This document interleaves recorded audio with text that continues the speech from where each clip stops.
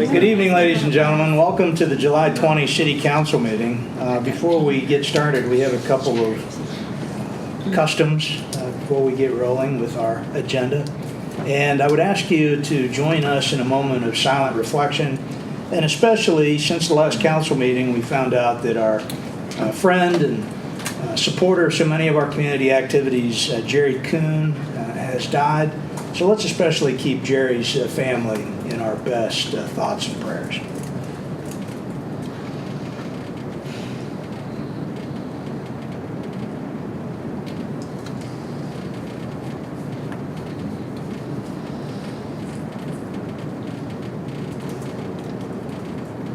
Thank you very much. And the new guy, there's always a new guy, right?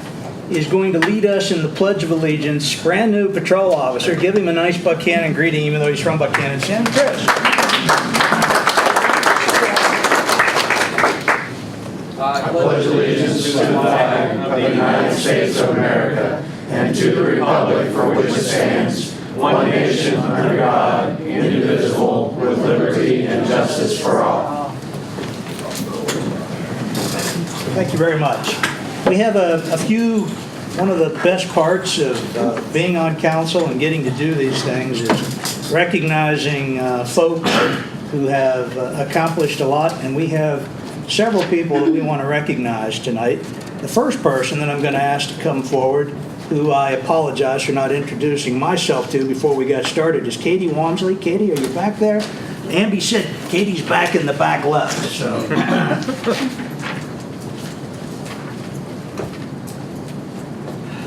I'll get on the other side of you so I can hear you. See, I'm deaf in the left ear. It happens when you're coming up on 40. Okay.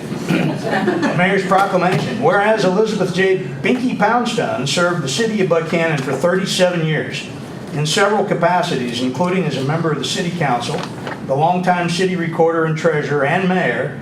And whereas Mrs. Poundstone died while serving as our city's mayor on September 7, 2000, leaving a rich and selfless legacy of devoted public service to our city and further to the youth of our Buckhannon Upshur community.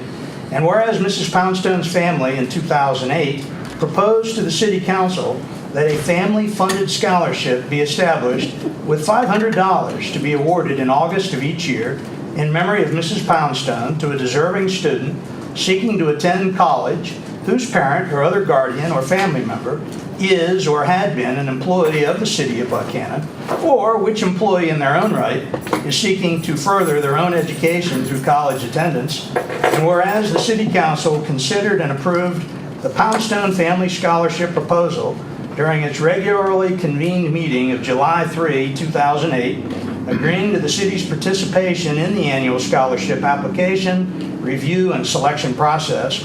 And whereas, as a consequence of that process, that included the review and selection committee's consideration of several very well-qualified applicants, the committee has determined that the 10th recipient of the annual Elizabeth J. Binky Poundstone Memorial Scholarship shall be Katie Walmsley of Buckhannon, being a part-time staffer with duties at Stockert Youth Center's Camp Buccaneer and as an after-school program counselor, her parents being Rusty and Sarah Walmsley. And whereas the Poundstone family and the entire city of Buckhannon family desire to formally recognize Katie Walmsley, that's you, and wish her the very best of luck as she continues her study this fall as a sophomore in elementary education, got that right? At West Virginia Wesleyan College in Buckhannon. Now therefore, I, as mayor of the city of Buckhannon, pursuant to the power and authority duly vested in me, do hereby proclaim the 10th recipient of the annual Elizabeth J. Binky Poundstone Memorial Scholarship to be Katie Walmsley. Ms. Walmsley further shall be recognized in perpetuity as the recipient of this prestigious award through the inscription of her name upon a placard to be displayed in the main foyer of Buckhannon's City Hall, along with all past and future Poundstone Memorial Scholarship recipients.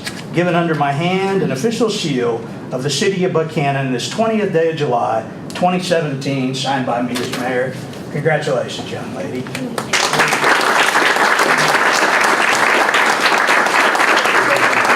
And the best part of all is there's a check in here for $500. If it's more, that should come by. Okay. Thank you so very much. Okay, good luck with your studies at Bobcatville this fall, okay? Thank you. Okay. Next up, make sure I'm throwing this in the right order here. Steve Warner, would you come up, please? This is a guy that probably doesn't need an introduction, but in case you know, all the hoopla that was paid to Coach Huggins up in Morgantown this past year for hitting the 800 win mark. He's like the 9th all-time guy now or something. This guy's got 1,000 wins, so how about that, huh? So, here we go, Steve. Whereas Steve Warner is a native son of Buckhannon who grew up in our BU community and graduated from West Virginia Wesleyan College in 1990. I was stalking you on the internet, that's how I got all this information. Okay, and whereas Coach Warner assumed the head coaching duties of the Lady Bobcat softball team in 1993 after serving for 2 years as an assistant to the program, and whereas during his 24 years as head coach, Steve Warner has amassed a record of 1,351 and 1. I'd like to talk to you about that time. Becoming just the 37th coach in the history of college softball to record 1,000 victories for a winning percentage of .740, further having been selected as Conference Coach of the Year 18 times, and whereas Coach Warner's teams have accumulated 18 regular season championships, 17 tournament championships, 17 NCAA appearances, 5 super regional appearances, and in 2017, 1 NCAA Division II World Series appearance, advancing in the recently concluded 2017 season to the Final Four for the Division II National Championship. And whereas Coach Warner's teams have featured 18 Conference Pitchers of the Year, 15 Conference Players of the Year, a first-team All-American, and more than 110 All-Conference player selections, all helping to earn him his 2010 induction into the West Virginia Executive Sports Hall of Fame. And whereas our city is very proud of one of its most accomplished native sons, who steadfastly epitomizes hard work, dedication, and athletic accomplishment while serving as an exceptional role model for everyone, but particularly the youth of our BU community. And whereas our city now desires to recognize Coach Steve Warner for his achievements and contributions to our community, and particularly as one of the most exceptional and accomplished coaches in the history of American women's softball. Now, therefore, I, as mayor of the city of Buckhannon, pursuant to the power and authority duly vested in me, do hereby proclaim Friday, July 21, it's tomorrow, buddy, to be Steve Warner Day throughout our city of Buckhannon. I further urge all of our residents to greet one of our city's most honored native sons, Steve Warner, along with his family, friends, and colleagues, players, and me, together with all members of our city government family during his most special day. Given under my hand and the official seal of the city of Buckhannon, this 20th day of July 2017, signed by me as mayor. Steve, we are very, very proud of you. Thank you.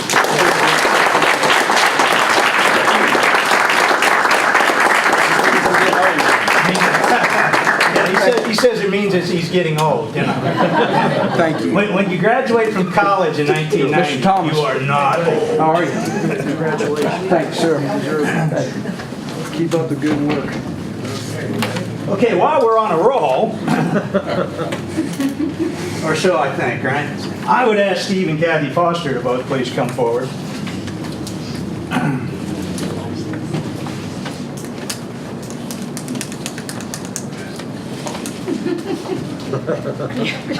That makes you have to stand beside him, right? This is a duplicate award. Oh. You know, we put, you know, because, you know, he might put it in his man cave or something, and you never get to see it. So this is just yours, Kathy, all right? But I'll read along, and then I'll give Steve his, all right? Whereas Buckhannon residents Steve and Kathy Foster have been excellent contributors to our high quality of life in Upshur County for many years, being steadfast supporters of our arts, literacy, West Virginia Wesleyan College, and the economic development of our community. And whereas Mr. Foster, as a Wesleyan alumnus, class of 1970, served as Executive Director of the Upshur County Development Authority from 2004 to 14, during which time several important initiatives were undertaken by our community, including construction of the new armory on Brushy Fork Road, advocacy for quarter age completion, formation of the Hardwood Alliance Zone, and whereas Mr. Foster further has served on the St. Joseph's Hospital Board of Directors, was instrumental in the formation of our local artist coalition, aided realization of the City Seal mural project, and advocated for improvements to our city's Jawbone Park. And whereas Mrs. Foster, also a Wesleyan alumna, served Wesleyan for many years in the college's Learning Center and has been instrumental in establishing the Little Free Libraries program in our community while being a leader in Upshur County's Literacy Volunteers program. And whereas our Buckhannon Upshur community appreciates and values the efforts and positive energy and intentions of two of our finest residents and wishes to honor and commend them in their continued positive mission as they prepare to relocate in their retirement to North Carolina. And whereas our city now desires to recognize Steve and Kathy Foster by bestowing upon them our city's highest honor with the Ambassador's Award, now therefore I, Mayor of the City of Buckhannon, pursuant to the power and authority duly vested in me, do hereby proclaim Thursday, you see Steve Warner got tomorrow, so we had to give you guys today, Thursday, July 20, 2017, to be Steve and Kathy Foster Day throughout our city of Buckhannon. To further memorialize Steve and Kathy Foster's devotion to and affinity for our Buckhannon Upshur community, I further now hereby bestow upon them together the Buckhannon Ambassador Award, thus becoming but our city's 15th recipients and honorees of this most prestigious award. Appropriately, I direct the installation of a permanent placard upon the Ambassador's Bench on East Main Street in front of our city's Stackert Youth Center to permanently honor Mr. and Mrs. Foster, bearing the inscription, the Ambassador's Bench, honoring those who selflessly dedicated their lives to the service, promotion, and advancement of Buckhannon. I further urge all of our residents to greet our city's most honored citizens, Steve and Kathy Foster, along with their family, friends, and all members of our city government family during their most special day. Given under my hand and the official seal of the City of Buckhannon, this 20th day of July, 2017, signed by me as mayor. Steve, there is your copy of that one, your original rather. And Kathy, we're thrilled to honor both of you, and we wish you both the best in North Carolina. If you get down there in a couple of weeks and you don't like it, we'll We'll be back. come on back.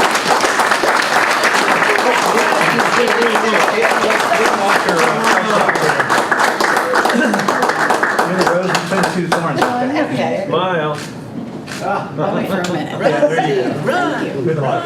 Take care. Congratulations. Thank you. We're gonna stay now.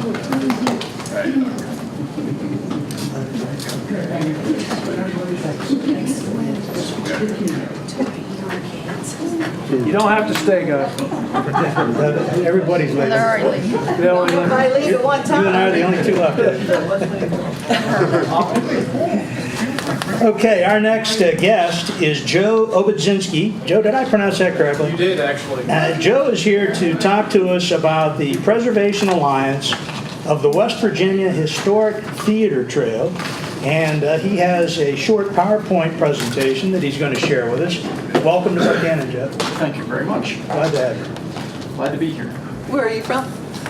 Well, I am currently living in Jane Lou, and I'm originally from Michigan, actually. But I did my graduate work at WVU a number of years ago. So, Whereabouts in Michigan? just outside of Detroit, Livonia. Dennis Cordes is from that area. Southfield. Oh, yeah.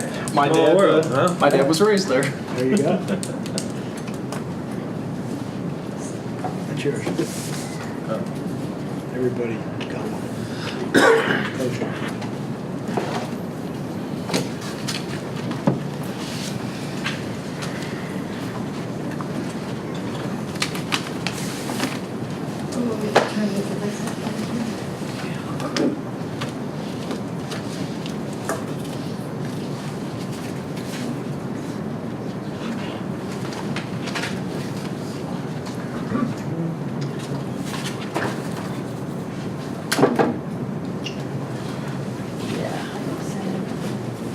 Might need my coaster to love it like a little.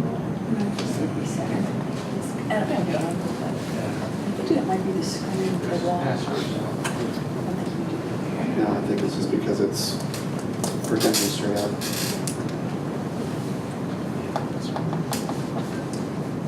Well, he doesn't seem to wanna. Doesn't seem to wanna Recognize you. recognize my.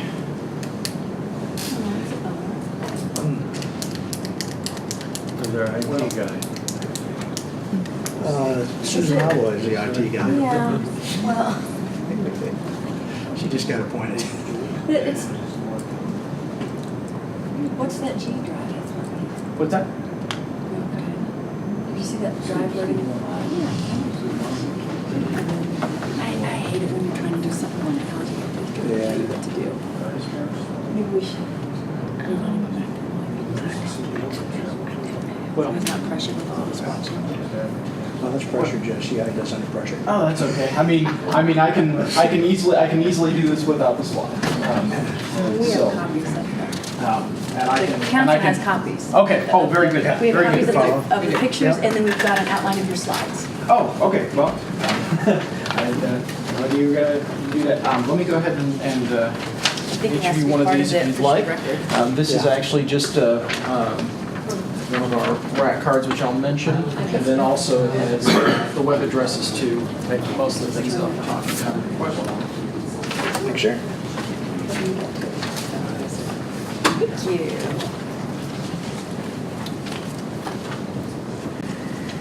It is a tour. It is a tour, Mary. It says tour. Tour, yeah. I think it was like collaborative. Well, again, thank you all for letting me come out here this evening and talk to you. I will try to keep this as brief as possible. I know you guys have a very full agenda, and I certainly don't want to take too much of your time.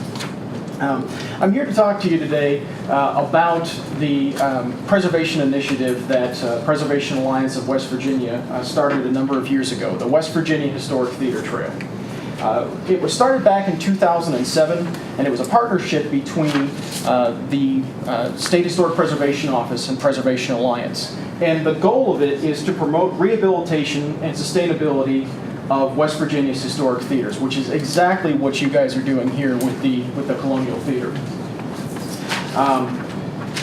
We hope to, with this trail, and when we work with our members, allow them to maintain the viability of the historic theaters in their communities. And this relies heavily on community use and involvement, which again, as I said, is exactly the goal of your efforts here.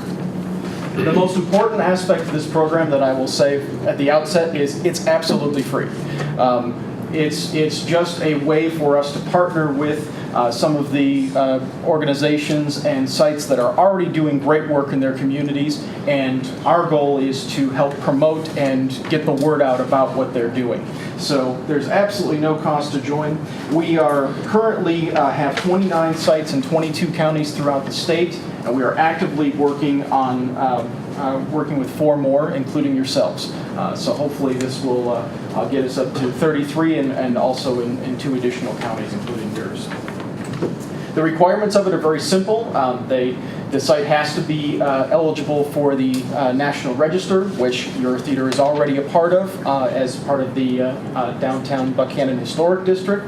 And it has to be open to the public. And once the renovation is done, that's exactly what you guys are going to do. So you already meet the criteria for what we would look for to be a member site.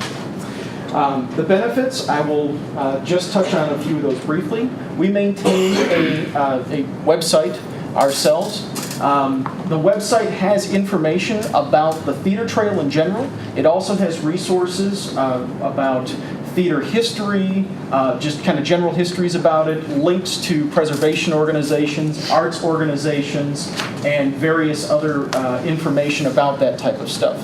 We also then break the member sites down, as you can see by the rack card, down into regions, and that just helps any visitors who are coming to the website be able to find it a little bit easier. When we do that, we're able to create in each one of the regions an individual page for the theater. On it there's not only the name but the contact information, a Google map of it, a little bit of history and information about that particular site, and also links to anything related to it. We also maintain a Facebook page. Now, the Facebook page is something that we do to follow and like everybody else's pages, and that's really one of the biggest ways that we just kind of get the word out about whatever's going on. If you have an event or you have activities going on at your site, we share those stories. We also follow some of the national preservation organizations for historic theaters. And we also follow most of the news outlets throughout the state. In fact, earlier this week, I actually shared the story about the awarding of the grant here in Buckhannon on our Facebook page, and we also shared it on Preservation Alliance's Facebook page. So both of our pages, we shared the great news that you guys got this week. The other thing that we also do is we print up graphic materials like handed out, the rack cards. Those are things that we bring to pretty much any event that Preservation Alliance goes to. We hand it out to people. It's got nice images on the front, on the back, a little bit of information about us and locations, about where our member sites are from. And we also print up large 2 feet by 3 feet interpretive signs. You can see in your packet, I did actually mock up one. That's actually probably the slide that I'm most disappointed I didn't get a chance to show you. I did mock up one for the Colonial. It is not a finished one.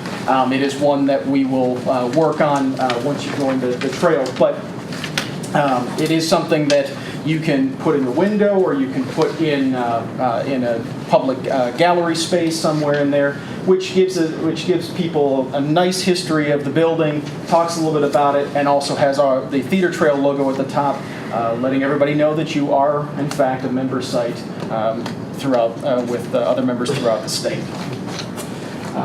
Then we have two mobile applications that we work with. One is called Road Trippers. And because we are a statewide thematic tour, we work with this organization, and it is absolutely free to download, and you can download the mobile app, and it, by the way, works with all Apple devices and Android devices, and it's free to use, and you can go there and search the West Virginia Historic Theater Trail. We have the entire theater trail if somebody decides that they really want to drive the whole thing, or it's also broken down by region too if you wanted to just drive a few of the different theaters.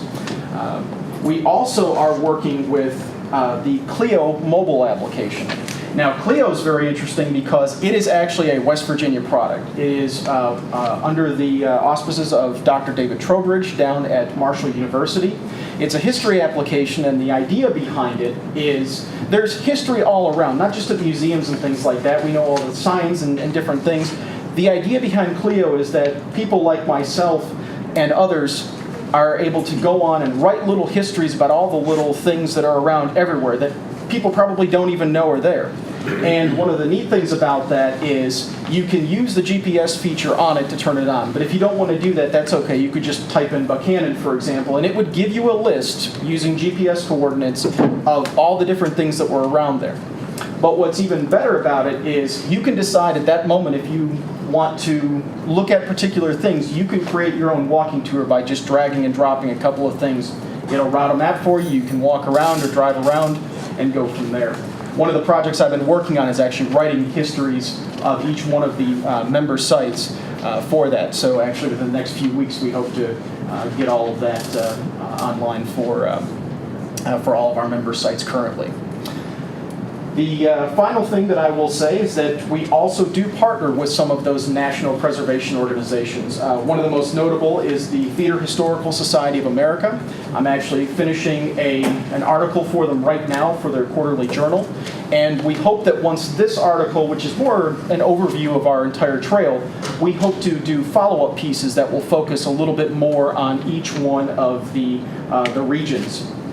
So we have a lot of really exciting things, and like I said, all of this is absolutely free, and this is just one of the ways that we, as a statewide preservation organization, are trying to help support great projects like yours going on here in your community. So I've been working with Bryson and plan to have a few more good meetings with him coming up, and hopefully we'll get you guys on board in very short order. So thank you very much for having me out here this evening. If you have any questions, I'd be happy to answer them. My contact information is also on the handout too. So, Questions for Joe? I have a question. Is this like, does every state have something that's substantially the same as this? And is there a network among the states that if somebody was coming from Philadelphia and they wanted to tour, Yeah. West Virginia and Ohio, they could do that? Or? Well, we do actually have a spot on the state tourism website, and we also have links on our page to various CVBs and stuff like that. So they know we're out there. We do try to talk to them as much as possible and let them know. As far as a network across states, each state has its own preservation groups that work. Some states are a little more active than others. I know that one of the things that we've talked about at Preservation Alliance is that we would like to do a lot more to push for the development of something across multiple states or throughout the entire country. Because there are a lot of great grassroots organizations like ours in many states. But unfortunately, most of the time they're focused inward on their own state as far as that goes. But we do the best we can. That's one of the reasons why we work with, for example, the Theater Historical Society. By working with them, by putting our information out there, it will go out to a national readership. So hopefully that will help expand the view of our efforts and things like that. What's the process for adding content to the Clio application? Actually, it's I don't want to say it's open source. The way that it works, though, is if you want to add something to it, what you would do is you would there's a way to go on there and say that you want to add it, and then you submit it, and then Dr. Trowbridge and his staff review it. Because the biggest thing about that is that everything has to be sourced. That's the one thing about it. It's not just open source where anybody can write anything. It has to have some sort of verification that they can look at. So, but as long as that's the case, they usually add it. Is this video content or It can be audio? It can be. It can be. A lot of it is written, but each one of the entries is somewhat different. So it just kind of depends on what the thing is. Of course, a site that's very large, like the Washington Monument, for example, would have lots of different things on it. Something like just an older house, for example, in a town may not have as much of that sort of thing. Joe, do you ever bring together the various, you're talking about going to 33 members, I think I heard you say that correctly. Do these various entities ever come together to compare notes? Is there an annual conference where, we'd get a chance to talk with the people in Moundsville about the Strand or the Robinson Grand in Clarksburg where we can you need to apply for this grant or something like that? We've talked about it, and we've actually worked with a number of them to try to get some of them together. A lot of the problems that we tend to run into is, number one, a lot of the different theaters have a particular schedule. I'm thinking offhand right now, the Lewis Theater down in Lewisburg. They show movies throughout what I guess you'd say the school year, but then during the summer they have active theater, and they have another group that comes in kind of doing the theater portion of it, and so they kind of trade off with who's doing that. We do actively. I do send numerous emails and make phone calls to groups. I've spoken to nearly every single group more than once at this point in time. But we would definitely entertain the idea. Like I said, the biggest problem is logistics of trying to get everybody to come out to do something like that, just with work schedules and everything like that. Is there a statewide preservation conference that there could be like a cluster meeting with that or something? Actually, Preservation Alliance does a conference every other year, and then every year in between they do an awards banquet. Last September was the conference, so this year will be an awards banquet, and then next year will be a conference again. That's always in September. If you determine to have an annual conference just of the theaters, being the virtual epicenter of West Virginia, we'd love to host it. So. Absolutely. Well, I'll tell you what, I will absolutely pass it along, because one of the biggest things that we always run into is, okay, well, if we're going to do this, who'd be willing to host it? So if that's the case, I definitely, and you're not too far away from the home office in Elkins, so I will definitely pass that along to everybody. Let's talk about that. Yeah. We'll do. We'd love to do that. Hit the ground running. Absolutely. Absolutely. Any other questions for Joe? I don't have a question, I just want to make a comment that this summer when I went on vacation down south, Savannah, the old Lucas Theater and the old Wise Theater. So this is happening, going on through a lot of different states. But they had actual people there and, what do you call Oh, it? docents. Yeah, some of them were ghosts, and some of them were dressed up in that Southern style costume, and then they had tours, okay, of historic places in Savannah at the theater. Yeah. You know, Yeah. so it was great. Ghost tours, everything. Yeah, I know that some of the theaters do it, and again, that kind of just goes to whatever their preference and staffing is. Right. But yeah, no, I mean that kind of stuff. If they've got the history and if they've got the staffing, Yeah. that's a great way to pull in people. Absolutely, absolutely. Other questions or comments for Joe? Thanks for coming. We appreciate Thank it, you. Joe. We Thank look you so much forward for having me to this evening. chatting more about that. It's not on the agenda for us to take action tonight, but I'll put it on the first meeting in August, and we'll take up. But I'm sure we'd love to join up. So Great. the annual fee is perfect for us. Absolutely. Absolutely. Well, that was precisely why we were aiming for that when we created it. So That's super. Thank you very much. You're quite welcome. Have a good rest of your evening. Thank you. Thanks for coming. take care. Okay, next up is Rob Hinton with the Upshur County Development Authority. Rob, you got some, got a couple of neat things going on that might do a thing or two for the old place, huh? Sure, I promise I'll be brief. Okay. Are you serious? What does that mean? Rob, do you Your have a written reputation. report too? No, I was told to come here and talk about the broadband project that we Okay, that's released. fine. Oh, I thought you said it was his annual report. So I can hit Annual some. report's not yet. Oh, No, okay. I didn't think so. Sorry. I can talk about some other Nope, things. nope. Nope.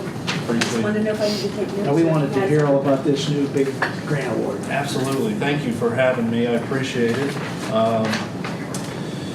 And look forward to seeing you all next week at our annual meeting on Wednesday. Lunch is provided, so it's always easy to get people to a meeting if you provide food. So that's what I hear. But last year, in June, we submitted a USDA Rural Utility Service Community Connectivity Grant. This was a project that started off with 5 counties. We dropped it down to it dropped down to 3 counties. It was one of those projects where the Development Authority identified broadband as being a big priority, right? It is something that if we want to be economically poised for future development, we've got to have broadband not only in the city limits but also countywide where people might reside. So in doing that, we said, well, why not try and figure out how we can do a regional project? I think that's the mentality that we need to adopt is how do we do regional projects rather than working in sandboxes. So that's what we reached out to those other 3 counties. And so it was Randolph, Upshur, and Barber counties that compiled what's called a joint entity. And we submitted the application to USDA. The project consists of 985 square miles of coverage. So on the map that I provided, the shaded in red, orange, whatever color your eyes may see, that is what's called our proposed funded service area. So that's the area that we say we're going to utilize funds to cover broadband deployment. The reason why that map looks as funky as it does is because we're restricted on the areas we can go into. With the grant funds, you can only go into areas that don't have service at a level of 4 megabits download speed and 1 megabit upload speed. And so what we have to do is we have to go by what the FCC states is being served and unserved based on that requirement. There are some inaccuracies in the FCC map, but that's something you have to live with, and that's just the nature of the project. There's roughly a little over 9,000 residents that reside in that proposed funded service area, and most of those residents are on poor DSL, which is equivalent to dial-up pretty much, and satellite. So to give you an idea, if somebody's on satellite internet, is anybody on satellite internet in here? All right. So how fun is that, right? It's very expensive, and it has what's called a data cap. A data cap is similar to on your cell phone. You buy a block of data, and if you go over it, you get charged incrementally as you go over it. And it becomes prohibitively expensive to surf the internet, to utilize the media that's out there, discounted cable subscriptions, and so on and so forth. So what this project will do is this will bring service at levels of 25 megs to 50 megs worth of service, and it'll be priced pretty affordable without any data cap. The 25 meg service would run about $39, and we have an entry level, which is 10 megs by one, and that would be $25 a month. And I think with the program, you'll get 3 months free if you sign up, and so on and so forth, as a promotion to increase the adoption rate. The total project we requested was $3 million. That was the maximum amount that we could request, and that's the amount we went after. This program is extremely competitive, and it's been 9 years since West Virginia has received Community Connect funding, and we also rank 48th in the country when it comes to broadband connectivity, which doesn't make sense. We need to encourage more communities to do this. We need to not leave money on the table every year, and that's basically what we've done. So we've pretty much, hopefully removed that dry spell. Hopefully we continue to get more funding. But there were $119 million worth of applications that went through the door at USDA. 76 applications, I think, in total. $10.7 million was awarded, and we captured $3 million of it. So we had a big bulk. And one of the things in pulling these counties together, they knew it was they knew it was a competitive grant. But one of the things that I failed to mention before we started doing a lot of the work was the average amount of applicants that submit applications, and really the high level of competitiveness that it was. I waited till after we submitted to convey that information to everyone. But we got to go after it. If you don't ask, you don't get, right, CJ? That's right. So to give you an idea of scale, this is something that I looked up the other day. 1,480 census blocks is what we'll cover either entirely or partially. We did do a public-private partnership. We share the risk and we share the control. So I can say today that you'll be able to buy a package at 10 by 1 for $25 a month, because the public-private partnership that we set up with the provider here, Micrologic, who's going to be the provider, had to agree to those kind of terms for a minimum of 3 years. So they have to lock that rate in for 3 years. And I think that we all understand, the climate and the environment when it comes to internet in the state of West Virginia, and kind of we're held hostage in some areas when we only have a single provider. So one of the things we wanted to ensure is that the community still has control of this investment that we're helping bring into the county. This was the largest project in the program's history. It took an entire year for them to work through our application. We spent 8 months in environmental review, believe it or not. Started off with bats, then it went to a clover, then it went to historic sites, and then it went to tribal lands. So that was a fun process. Not excited to do it again if we do.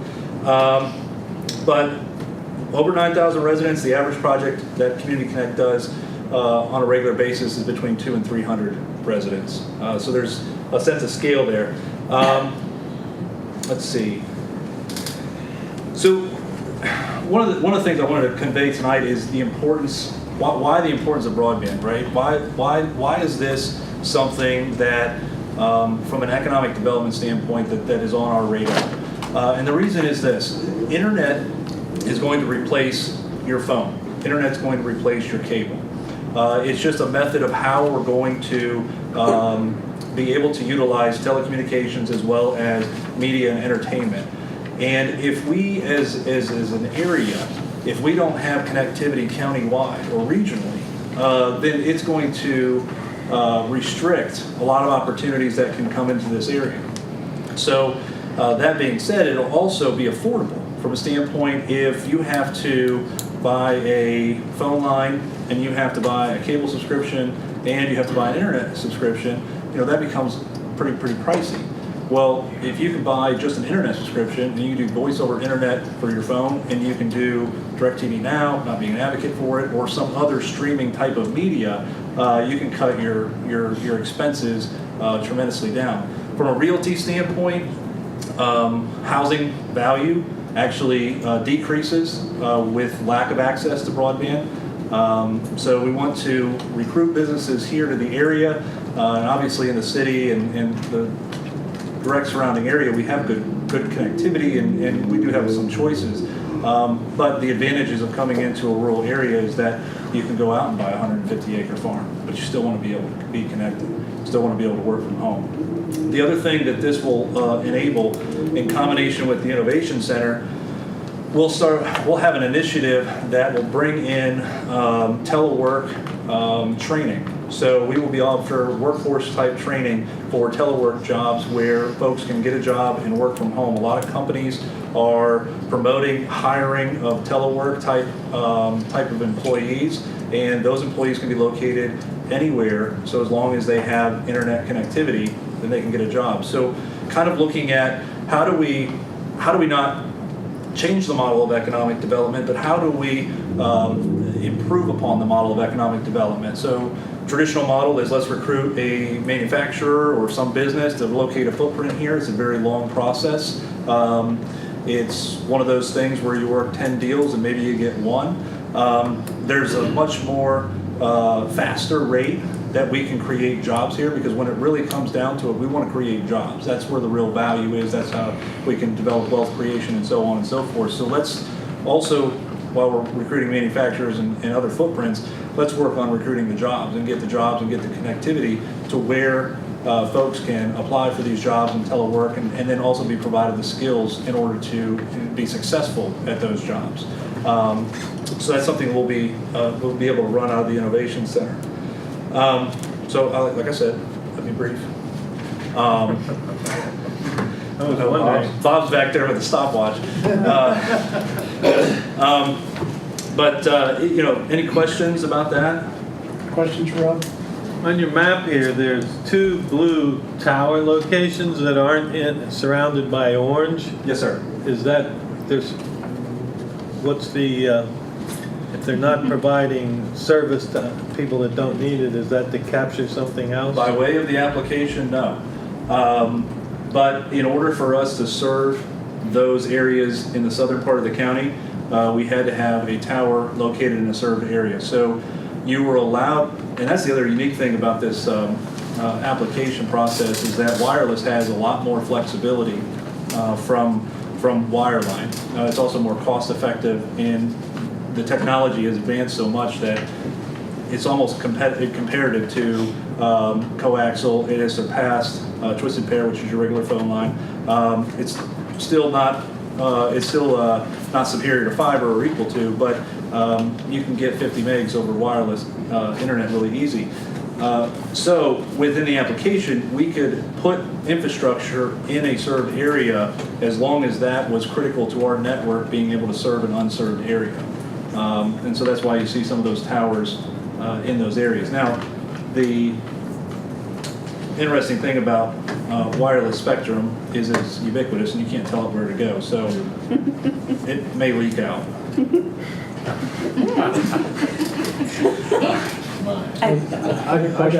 Yeah, Rob, did you say when the project will start and when you expect it to finish? The way the timing is working out now, we're waiting on our grant agreement, which is the official execution of the document. We will to close out the grant and then start spending money. The timeline, we wanted to be able to build in the summer, so it looks like we'll be ready to build sometime around December or January. So Good timing? Yeah, so depending on how, if we have a mild winter like we did last year, we should be okay to get a few towers up. The way that this will work out is we have a 24-month build-out plan. We will construct towers in a sequential way that builds out the network from the center outward. Once a tower is in place, it takes about a month to get a tower built with everything going right, to get the equipment on, to get it aligned, and get it up and So running. you get it up and run, you'll get them up and running as they... Component by component. So if we get a tower up and running in one area, we'll work to market that area and try to get people aware that they can have service, and then go to the next tower and so on and so forth. So we won't really have to wait 24 months to get at least some people start to sign up and served.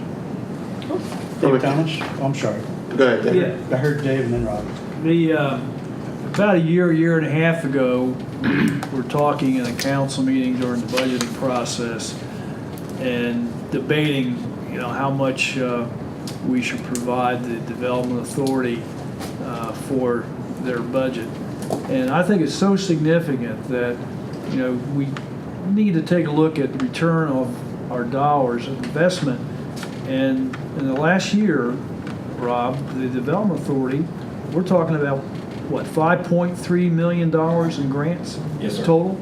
Yes, sir. I mean, that is so significant for our size community. Yeah. It's unbelievable.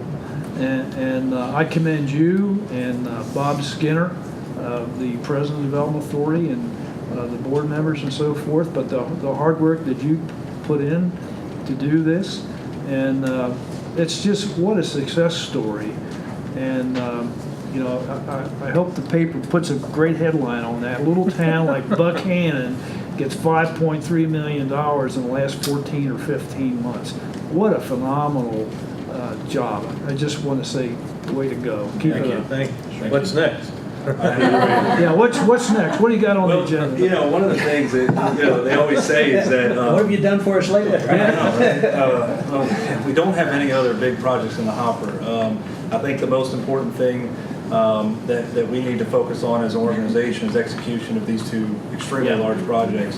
And I know even in our development authority meetings, and I appreciate the board for giving me the flexibility to kind of go after this and work on this, because you know, even I was hesitant. You know, are we really going to get this stuff? You know, I mean, we're asking for a significant amount, and the competitiveness is tremendous. So it's you know, obviously it's cool for me. I mean, I feel good about it. Keep tooting your horn. It's a great deal. I feel good about it, but you know, it's good for the community because we're on the radar. You know, we're on the radar for the federal agencies, federal EDA, USDA, and I think when we execute these two projects and we're successful, we can bring those federal representatives to Buckhannon. They can see what we're doing. They can see the amount of activity, and then when it comes time for a next project, they can have some confidence that their money's going to be well invested. I mean, that's basically what it comes down to: is their money going to be invested well? Well, I would say that there's probably no other community in the state in the last few years. You know, and Westland had the $10 million grant also, which was phenomenal. And if you take a look at what this little town has received over the last 10 years, you know, the city has got lots of grants also. It's fantastic, Dave, there. It's phenomenal. Rob, I'd be remiss if I didn't ask, since you're here. Yes, sir. I already know the answer to the question, but the rest of them don't know, so I'm going to ask you. On the Innovation Center, Yes, sir. I have people, I heard they're not even going to build that building. I said, no, it's just stay tuned. Can you give us a ballpark sharing as to how soon we hope to break ground? Sure. So right now we're in the design phase, and working with you guys in the city, Jerry and Jay, and collaboratively, you know, moving together at the same pace. So that is getting towards the end. We've had some tweaks in the building. Initially, we were going to have some big ramp, and we X'd that out. Now we're going to have a step building, so it's going to be flush with the ground. We're going to open up, there's going to actually be some green space available between the sidewalk and the street, so I think that's going to be nice. We hope to be done with design in the next month, so the next 30 days, and then hopefully 30 days after that, maybe go out to bid. Not real positive. Again, December. we love to build in the middle of winter, right? So we're hoping for a mild winter, but that's the timeline we're looking at right now. Initially, we had a really aggressive schedule. We were looking at trying to get into the building October 1, 2018. We've peeled back from that, and we said, let's just take our time. Let's make sure that we get a good, solid design on this building, and we've crossed all of our T's and dotted all of our I's, and so we get the best bang for the buck. I'm thinking probably January 2019 is when that building will be occupied, maybe sooner, but probably sometime around December, January. We're also in the process of submitting our voluntary remediation program, which is a program through the DEP. So we're doing our environmental responsibility on that site and cleaning it up and making sure that the DEP is involved.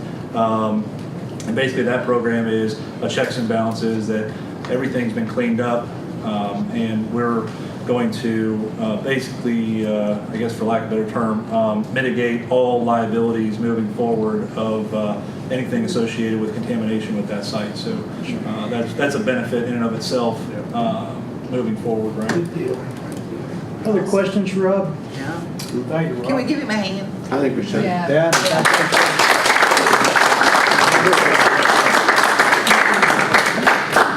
You'd be doing better working on commission on this, right? I'm just kidding. Don't want to do that. No. Gratitude. Thanks, Rob. Appreciate you very much. That was a pretty good job. Yeah. Yeah. Next up is Mary Thorpe to talk with us briefly about digital currency. This is something that I was pretty ignorant about until a couple of weeks ago we had a sit down, right, Mary? Yeah. You told me I could talk for 15 minutes, but I think that's long compared to what other people have done. So, digital currency. So I got involved with digital currency a year ago through a friend of mine. And I'm really excited about having this conversation. And I'm not going to teach you anything about digital currency tonight. There's tons. I'll tell you a few facts that I think are important to know. But what I'm here to do is actually to invite you as a city council and us as a city to take on advocating for, educating people, and using digital currency as a community. And why I'm asking that is because, like what we've already heard tonight and what Rob just said, like this is one of the pieces that could beautifully fit in with everything else that's happening.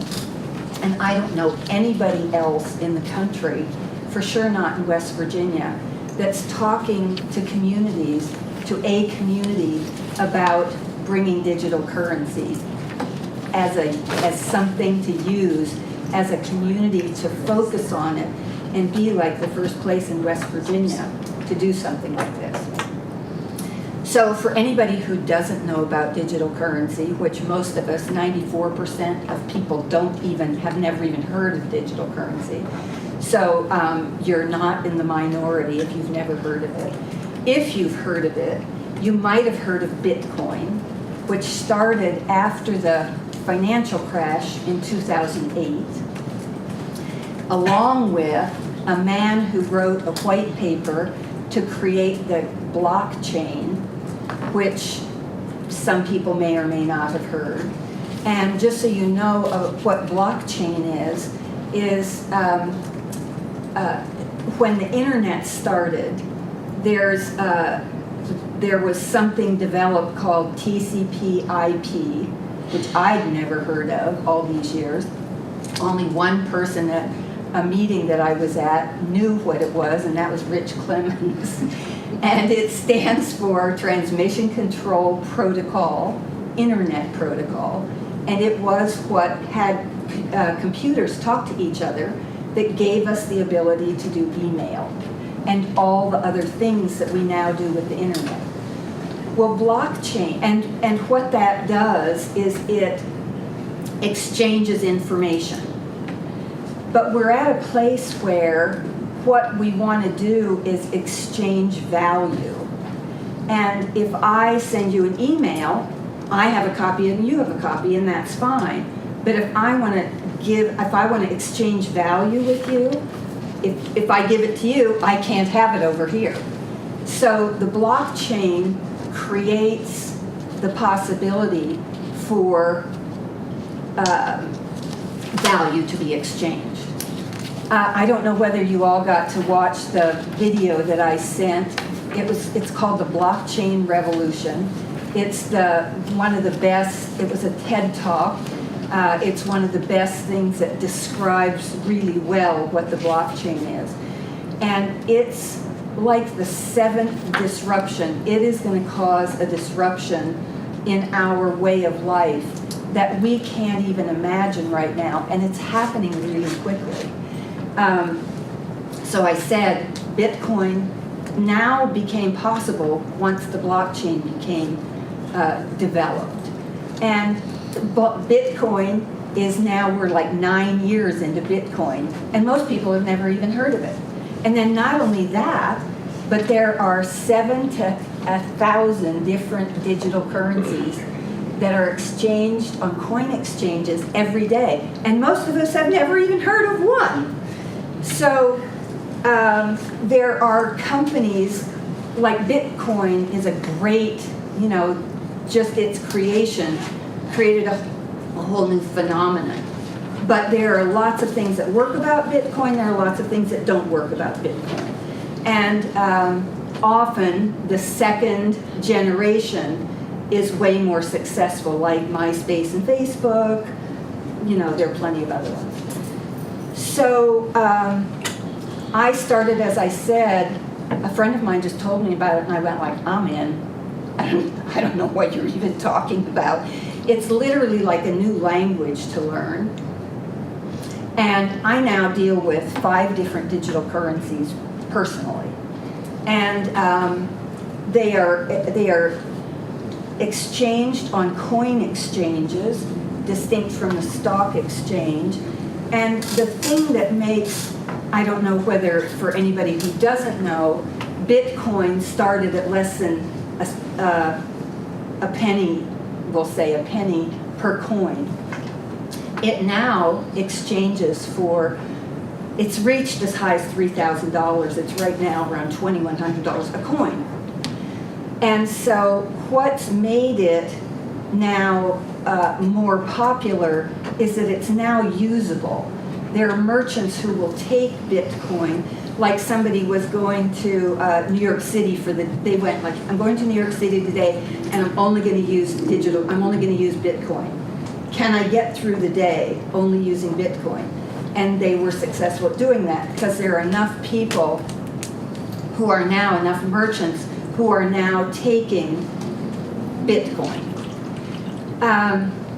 So why I'm asking you to do this and why I think it's like, I was thrilled when you let me come and talk to you, David, is that, one of the things that we want to do is keep people here in West Virginia.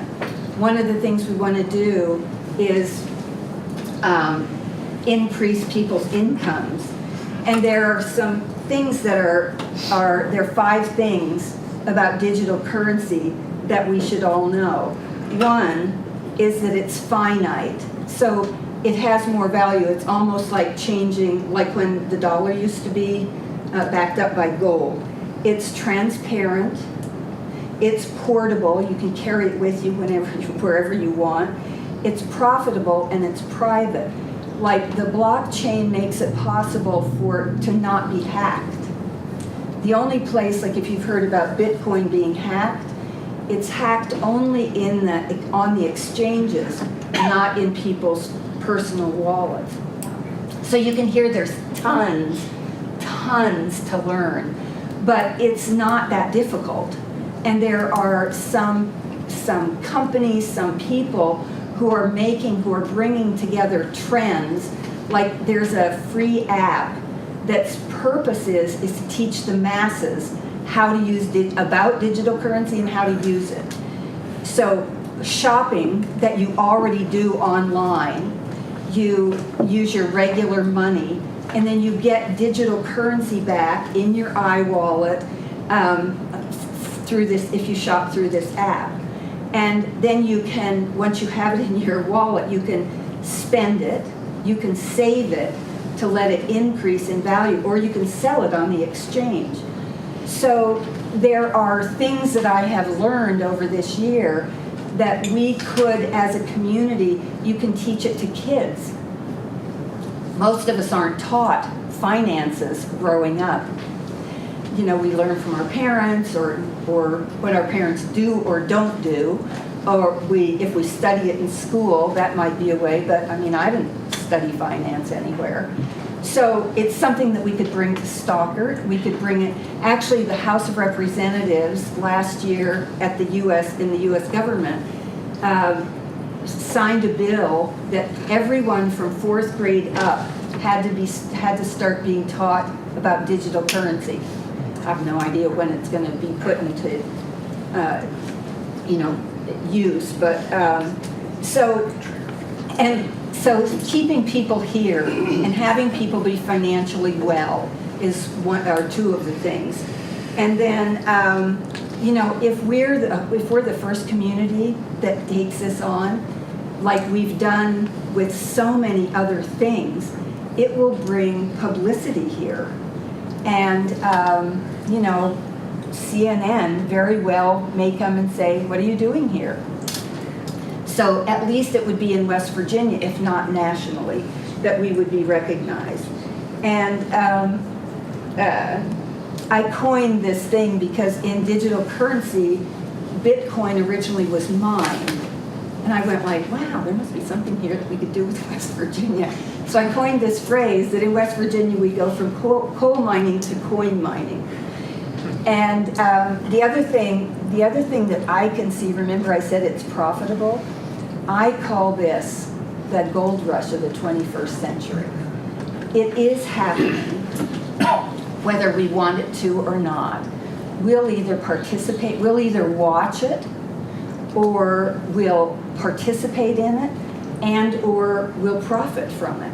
It is happening. I brought this one article. It's from Sweden. It's called Carmageddon is Coming. This doesn't have anything to do with digital currency. It has to do with electric cars. It brings together the phone, electric cars, and I don't even know if I can remember the third one. Artificial intelligence. So they're saying that by 2020 or 2021, we're going to be driving, like all the manufacturers are going to be doing these cars, and that they're not even going to have to do anything to people to say don't use the combustion cars that we're using. It's just going to be so obvious that people will choose to do this. They'll keep their cars in the driveway to drive on weekends, it says. But then the other thing that's like amazing is what else it impacts. So if people aren't driving cars, and if artificial intelligence is driving cars, there are fewer accidents. There's a drop in hospital emergencies. The organs that people use for organ donations are impacted, and it says they better 3D printing, better get busy. The insurance will drop way down. Like everything is impacted. Well, the same thing is true for digital currency. 81% of all the shopping we do is online now, and it's increasing, not decreasing. You can tell from all of the stores and everything that are closing up. So this is going to have a huge impact on our way of living. And I would like us to be on the leading edge instead of 48 out of 50. So here's my request, David. My request is that we be bold and courageous and not have a clue how it's going to happen, how we're going to do it, but that as a city we take it on and figure it out. Could we count on you to collaborate with some folks to consider a workshop that we might sponsor down at the community and training room, engage our citizens, and Sure, I'd love to. Let's further the discussion. Absolutely. As I understand this, one of the upshots of it is it really minimizes, and this it's got a little bit of an anti-capitalistic, a little bit, because you minimalize the need for banks. Well, there are a lot of things that are impacted. You can hear from what I said.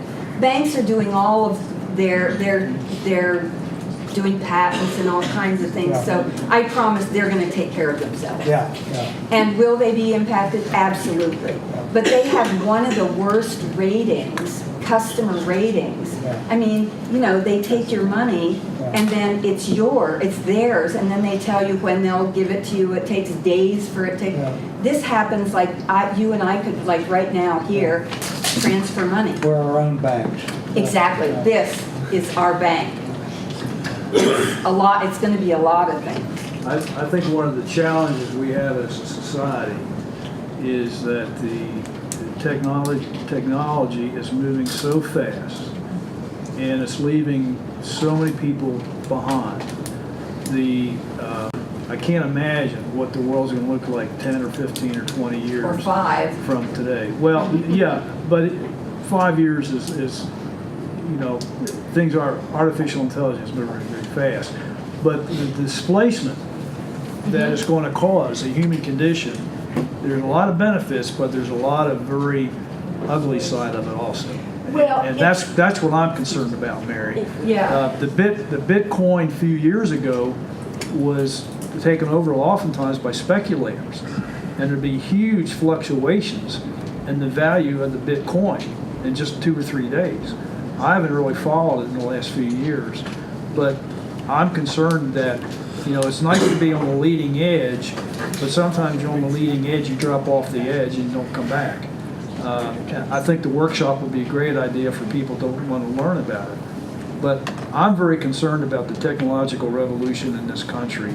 There's great things going on, but it's very disruptive, and I don't think Congress ought to be telling us what to do with digital currency or bitcoins until they can balance the budget. $20 trillion in debt makes you wonder. But I'm an old curmudgeon, He still stuffs money under his mattress. Well, maybe, but It's, like it takes all of us. It really does. It takes all of us. And, maybe it isn't for some people. I don't think it's for a lot of people. I don't think a lot of people will not understand it at all. Well, that's the whole point. Thank you for bringing that up, David. That's the whole point. I'm 70 years old. Yeah. I'm not somebody who's good digitally. I learned what I need to get by.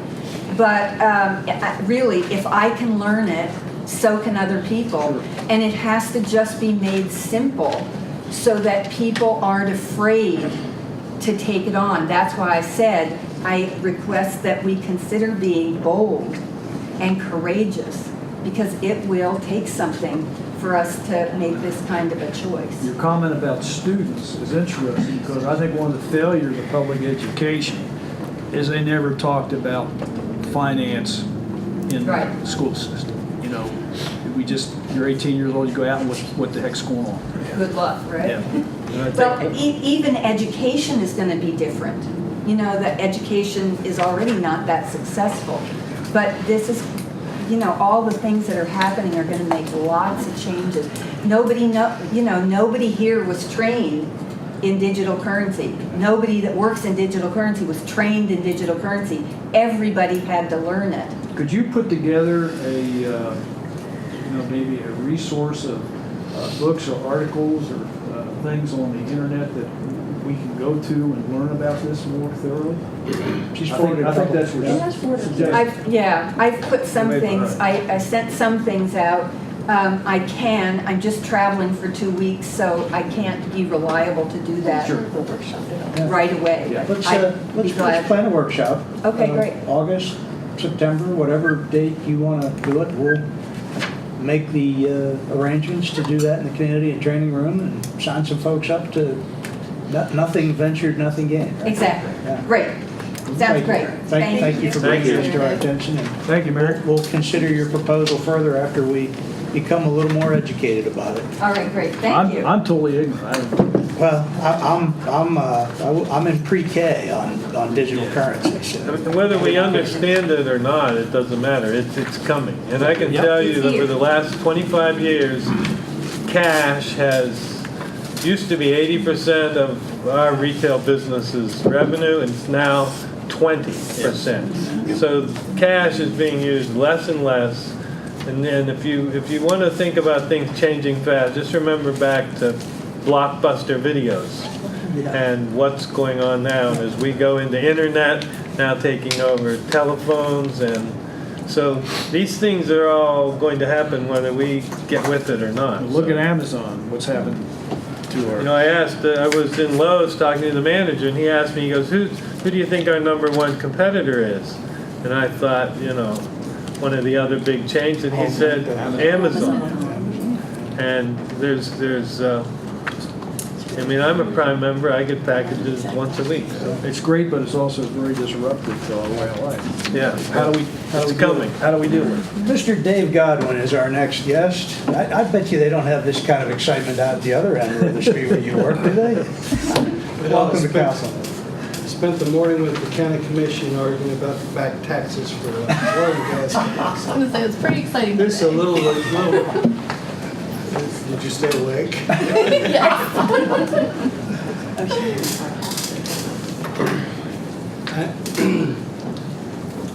didn't really consider myself a guest. I see that's how your agenda says. I came as two capacities.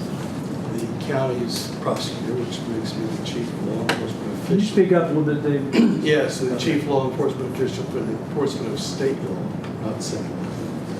And also as a constituent. This has been my hometown for most of the last 52 years. There have been a lot of things that have come up in the recent months about police in this community. And I have some observations I want to share regarding that. Assuming that you all are have the intent and goal of having good, effective law enforcement in this community, then you and I are on the same side. But we may disagree about a few things. And I felt compelled to make some observations. I focused on this date. I see there's nothing on your agenda about the police department other than the chief's report. Because I understood you were going to maybe do something about the Kalia project tonight. That's why I focused on this date. See, it's not on the agenda. I just have very little bit to say about Kalia. We'll save that a little later. I think many of you know I've been a prosecutor for 38 years. 8 years in the state jurisdiction and 30 years in the federal jurisdiction. I've had the opportunity to work with many, many, many law enforcement agencies, state, federal, local, local in this area as well as local in other states and other places. I'm not going to tell you that your police department is the finest one I've ever seen because I have no idea which one is the finest I've ever seen. All organizations have things that they can improve. They have people in them, some are better than others, that's true of all. But I can tell you that your police department is a professional and effective police agency. And it's in the upper tier of the ones I've dealt with. And I think you should be proud of that and you should work with them to continue that. Now, most of what I've got is from reading the paper. I know, there's a saying, if you don't read the paper, you're uninformed. If you do read the paper, you're misinformed. Partially. No, partially informed. Let's see if Katie puts that in the record. I want to see the headline, that's what I want to see. But there was a recounting of something that Councilman Skinner said about this being a safe community. Recount about how his mother walks after dark and that sort of thing. And I agree, it's a safe community. But a safe community is a relative term. It's not an absolute term. Actually, you do run risk walking in this community just like any other. And that's been accelerated in recent years because of the drug addiction explosion. I think your comment that this is a safe community sets a standard for where you as the governing body have a duty to keep it. And you can't keep it there without effective law enforcement, as well as other. I'm not saying that law enforcement is not the only element of that. There are other elements. But you can't keep it there without effective law enforcement.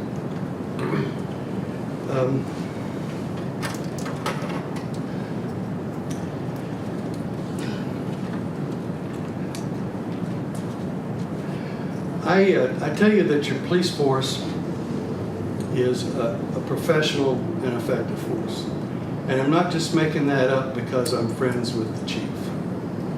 I'm saying that because I have experience dealing with your officers on a day-to-day basis, and so does my office. We see their police reports. We see what charges they make. I'm talking about state law. When charges go into court from a police officer, actually my office then has control over what happens from there. You have to get the police officers to substantiate it with evidence, lawful evidence. You have to report it. We then decide whether that's the charge we go with, more charges, less charges, whatever. That's our role in the law enforcement. I don't supervise police officers, but I supervise what goes into the criminal court. So when I tell you I believe that your police force is professional and effective, it's based on that experience. We've never had any evidence thrown out for being illegally obtained. When we entered into a prosecution based upon a city case, we succeed because the evidence is there, we go forward. And your officers are just as supportive and perhaps even more so than some of the other officers we deal with. And in fact, your chief and your lieutenant or the managers are very responsive. If we have concerns about anything going on in the department, they're very responsive and effective in dealing.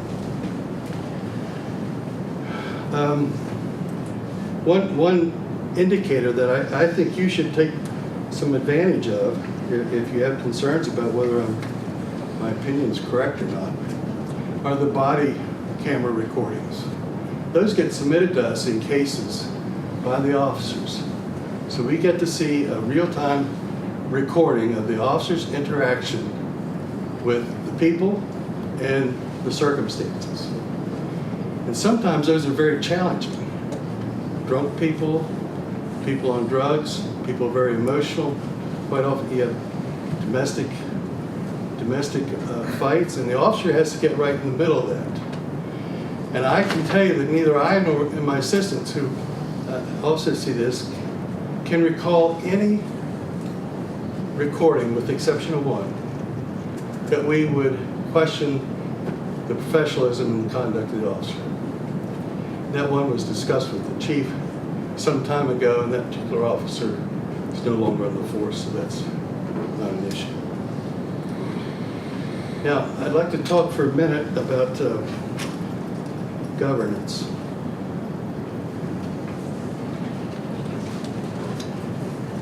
You notice in my remarks so far, which I'm going to try to keep brief, but as Tim mentioned, I am a lawyer, so.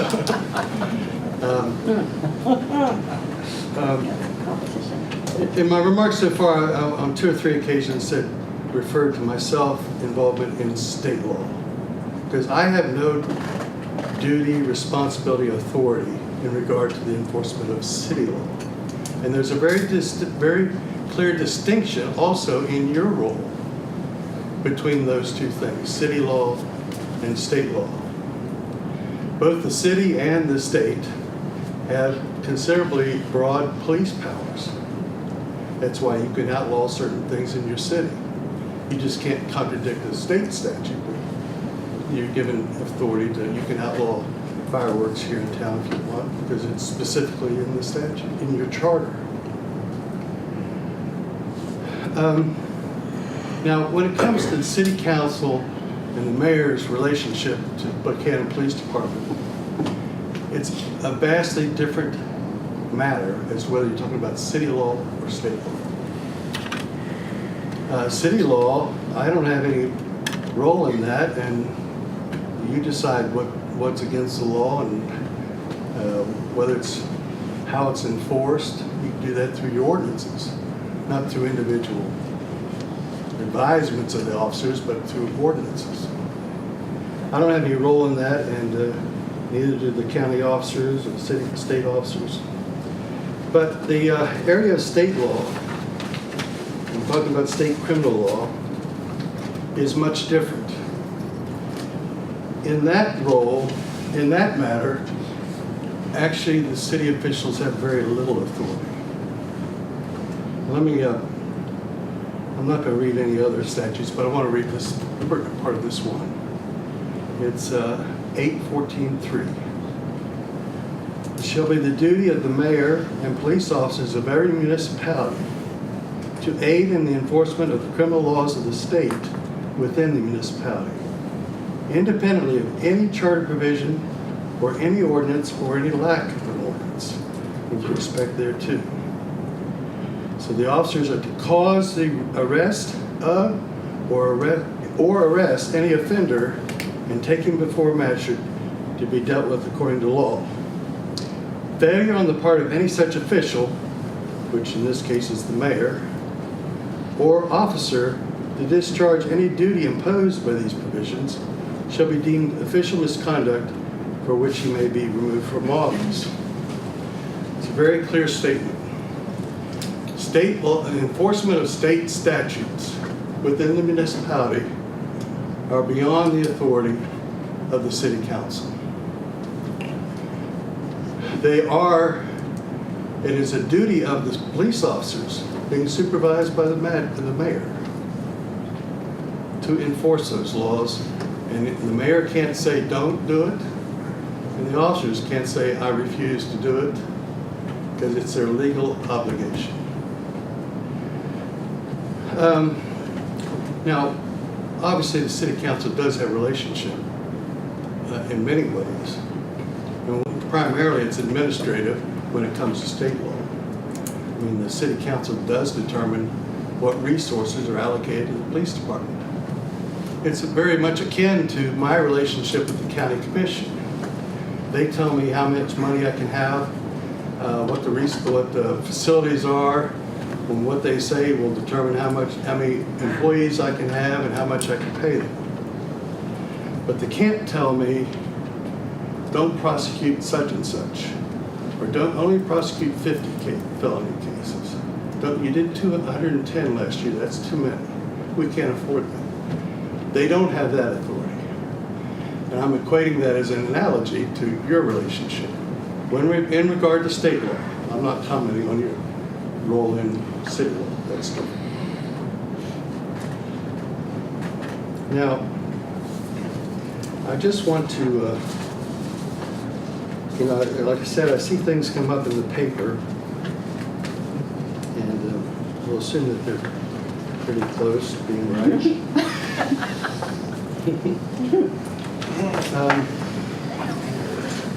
Let me talk about drug addiction first, because it's a really serious matter. If you recall, there was a time when the city police put on a training meeting, and the presenter, happens to be the same officer that's no longer an officer, used language in reference to people that some folks took offense to. The thing that bothers me about that was that the whole focus, including in the paper, the mayor apologizes, turned away from the issue of drug addiction and to the conduct of the presenter. Now, the police department does not need sensitivity training. That person who gave that talk needs some education in public speaking. First rule of which is know your audience. What bothered me was the refocusing to a criticism of the police instead of following up on what really the issue was, and that's the drug addiction. Now, I read your ordinance or resolution, I think it was from March, about drug addiction, and I have no quarrel with it whatsoever. I'm sure I don't have to determine whether something's a disease or not, because I deal with what people do and what their mental state is when they do it, not whether they're addicted to alcohol or methamphetamine. That's a circumstance of the case. But I saw in there it referred to, and I know it's statistics taken from someplace else, about like 20% of the people, the offenders and the people in prison were drug. Well, I don't have specific statistics because I don't have the staff to track these things, but I assure you that the drug-related crime in this county and in this community is much more, closer to 80% or more. Now, we don't catch that many drug dealers, and we're working on improving our capacities in that. But catching the drug dealers won't solve the problem. Dealing with the drug addiction will, and that was at the heart of your resolution. But it will remain a serious law enforcement problem because the drug addicts are breaking into people's homes in the middle of the night while the people are there. Just happened right up the street here not long ago. Broke into that business right across the street there, tore up the cash register, took the money. Fortunately, they had a good video system. It never would have been addressed on drugs, getting money for drugs. There's almost a constant barrage of burglaries, breaking and enterings, forgeries, stealing credit and debit cards and misusing them. Shoplifting. Shoplifting can be a drug. Sometimes it's just people want to get stuff. But if you see one that involves these video games and so on, where they're taking them out, what sometimes is happening is they're taking that merchandise to the drug dealer, trading it for drugs, and the drug dealer's then selling it on the internet to get his money that way. That's federally that would be called money laundering, but we don't. So you referred to the holistic approach, and I'm all for that. You mentioned to the war on drugs. War on drugs is just I've known this for many years. I mean, I was in the Department of Justice through a lot of those years of the war on drugs. That's just a politician's promotion, usually of themselves. We're going to fight the war on drugs. We're going to give $2 billion to the DEA or something. Well, I've known for a long time, and I think anybody involved in the process has known for a long time, that law enforcement cannot and will not solve the problem of drug abuse and drug addiction by itself. All it can try to do is hold the line. Okay. We had a man here not far from town, two fellows went in his house and beat him severely, damaged him for life, to rob him because they knew he was a person who had a prescription for pain medication, and take his money. That's right here in this county. That's the kind of effects. You may know that I prosecuted the case over in Randolph County last week. A state police officer was very lucky to survive that crime. And the defendant was convicted of attempted first-degree murder, malicious assault on a government representative, and fleeing. That fellow was hopped up on methamphetamine.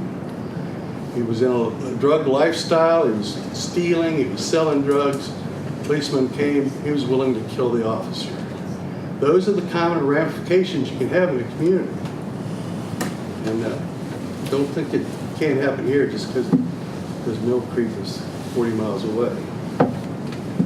So I want you to take seriously that holistic approach. I want you to go back and forget about whether an officer used some inappropriate words.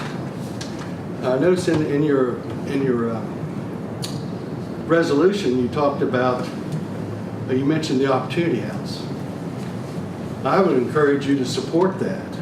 We've had some people in circuit court, drug addicts, committed crimes. One I can think of right now, burglarized some people's house. Went in the people's house, they got up and found him there, and he ran away. He was a drug addict. He was in there trying to get stuff for drugs. He had a prior felony conviction. He was all set to go to the penitentiary, state prison. But he was in jail for some time, and then he got released. We released him on bail on the condition he live at and participate in the programs of the Opportunity House. And by the time that case came around to sentencing, he had done so well and turned himself around that even though there's a formula there, I don't operate just to put people in prison. There wasn't any reason to put him in prison at that point. As long as he continued, he could stay out and be productive. So the Opportunity House, that's one success story there. If you want to focus some money on this, that's one avenue you could use.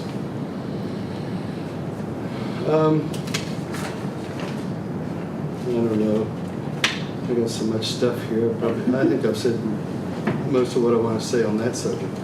Budgeting. I was very disappointed to see that you didn't have the funds to fully budget fund the police department, to keep them at the same level, to replace the aged cruisers and to keep their personnel at the same level. Pause button, Dave. Huh? Increase their budget. Our police, Increasing the budget doesn't necessarily mean our police that you keep them department, funded. our police department budget is the highest it has ever been in the history of the city. That may be, but that doesn't address what I'm saying. They needed 3 cruisers and they didn't get it.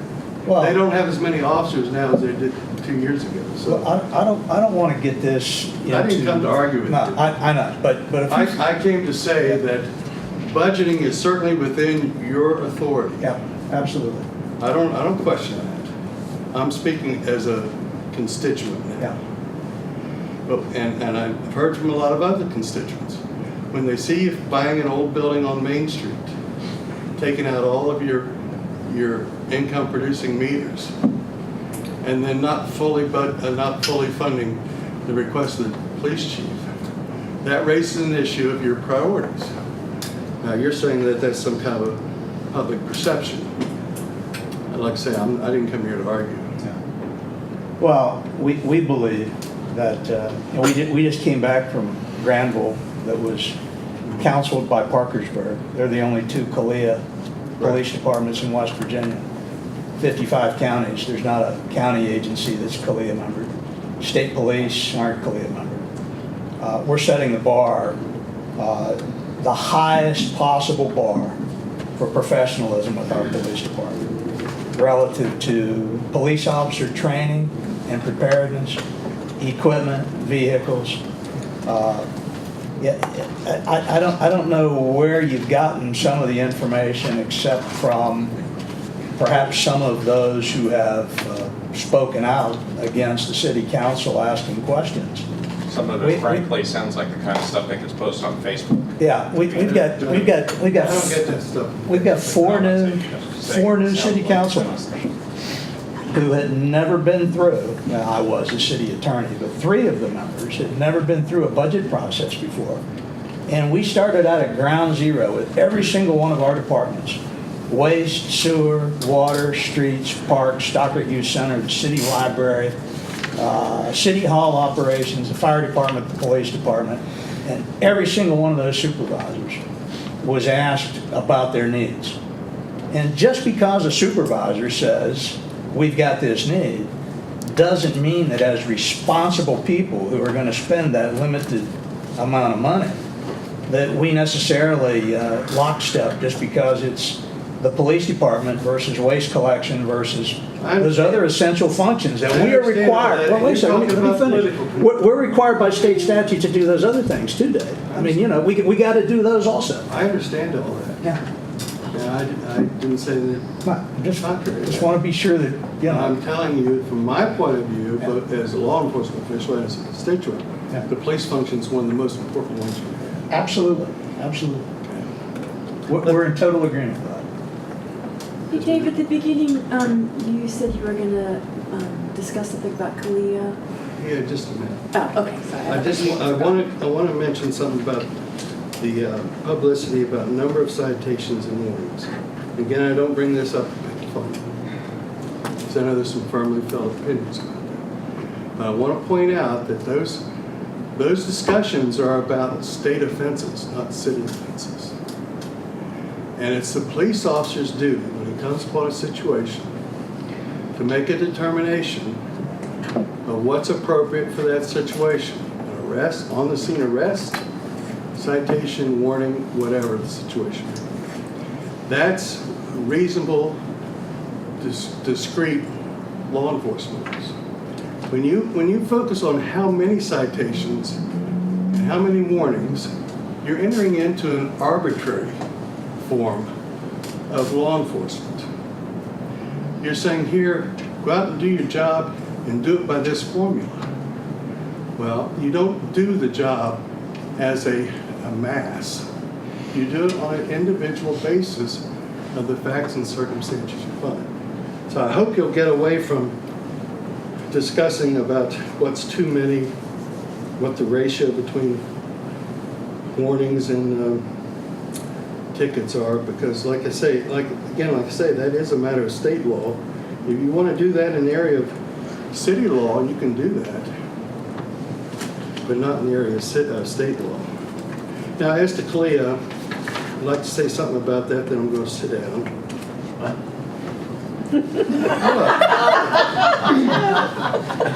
I have nothing to say. I don't have any problem with CALEA.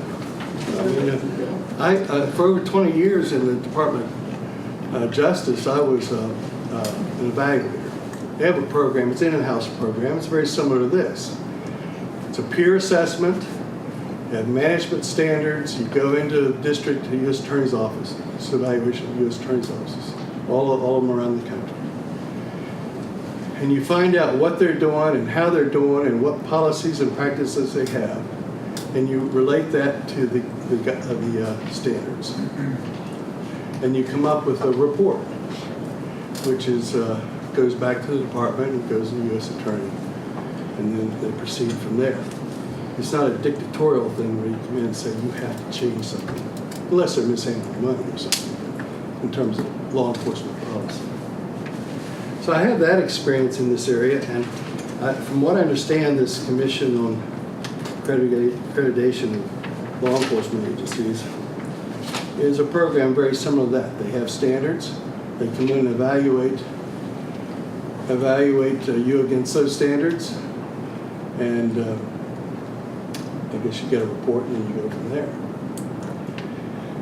I don't have any problem with doing that. I don't know whether the chief does or not, but as far as I know, he doesn't.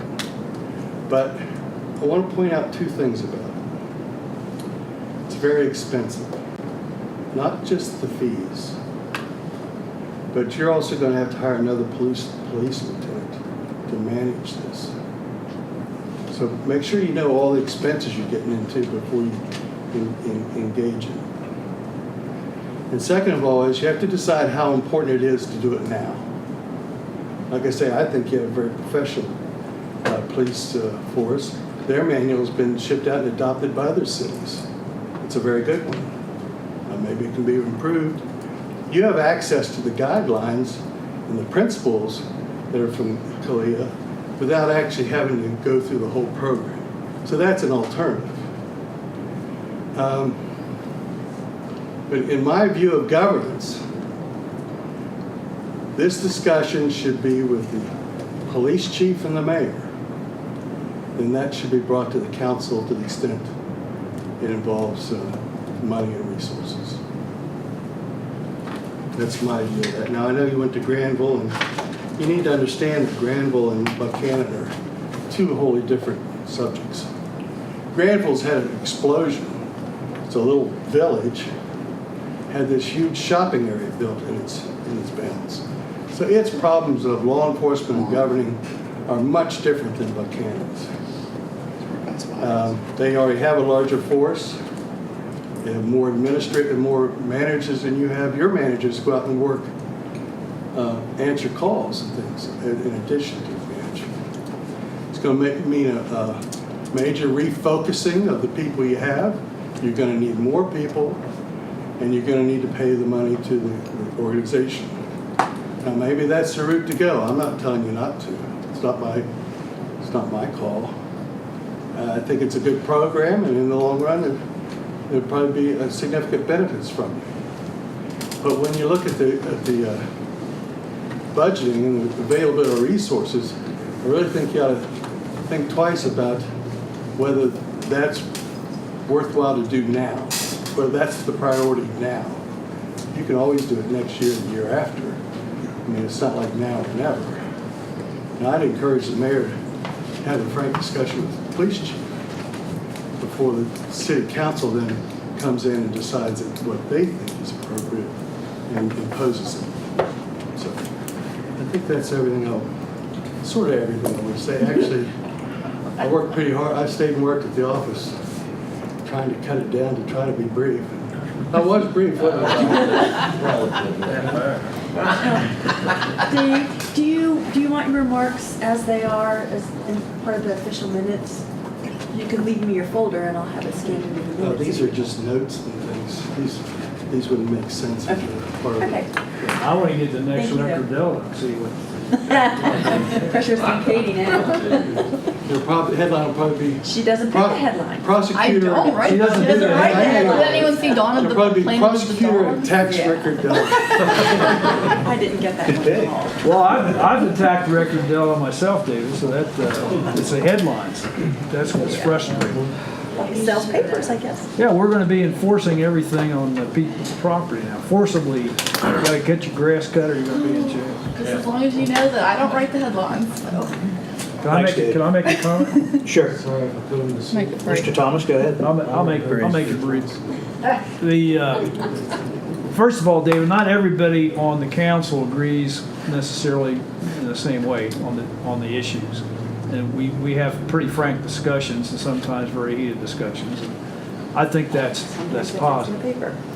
And, but I was going to bring this up in my comments tonight, but since we talked about this a little bit with your comments, I'll just throw it out there.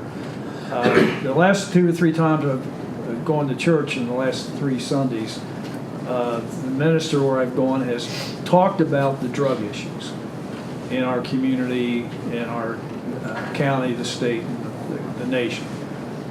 And I think the mayor has focused, oftentimes very appropriately, the issues we have with drugs in our city and the county and the state. And we have been very supportive of the Opportunity House. And Matt Kerner, and he's been here, I mean, he's been here ever since that place was opened. But the issue I have, and I think this is something we haven't done yet as a community, I think we need to get everybody in a room someday and figure out how the heck we're going to deal with this issue. You know, you talk about the holistic approach. There's other approaches too, but get the county commission, the sheriff's department, the police department, the city council, the school system, the ministerial association, St. Joe's, Wesleyan, all the social service agencies. We got an epidemic in our society today. I don't have an answer for it, but we got to come to grips with what we're doing to ourselves as a community, as a society. And certainly, Matt Gregory as the chief of police, and you as a prosecuting attorney, and Mr. Kaufman as a sheriff, and so forth. And the Board of Education. I think I was really enthused that a minister talked about drugs in my church the last 2 or 3 Sundays. It's like we bury our heads in the sand and we don't deal with the issues we have to deal with. I agree with some of the stuff you said tonight, not everything, but I think we need to have a dialogue among ourselves.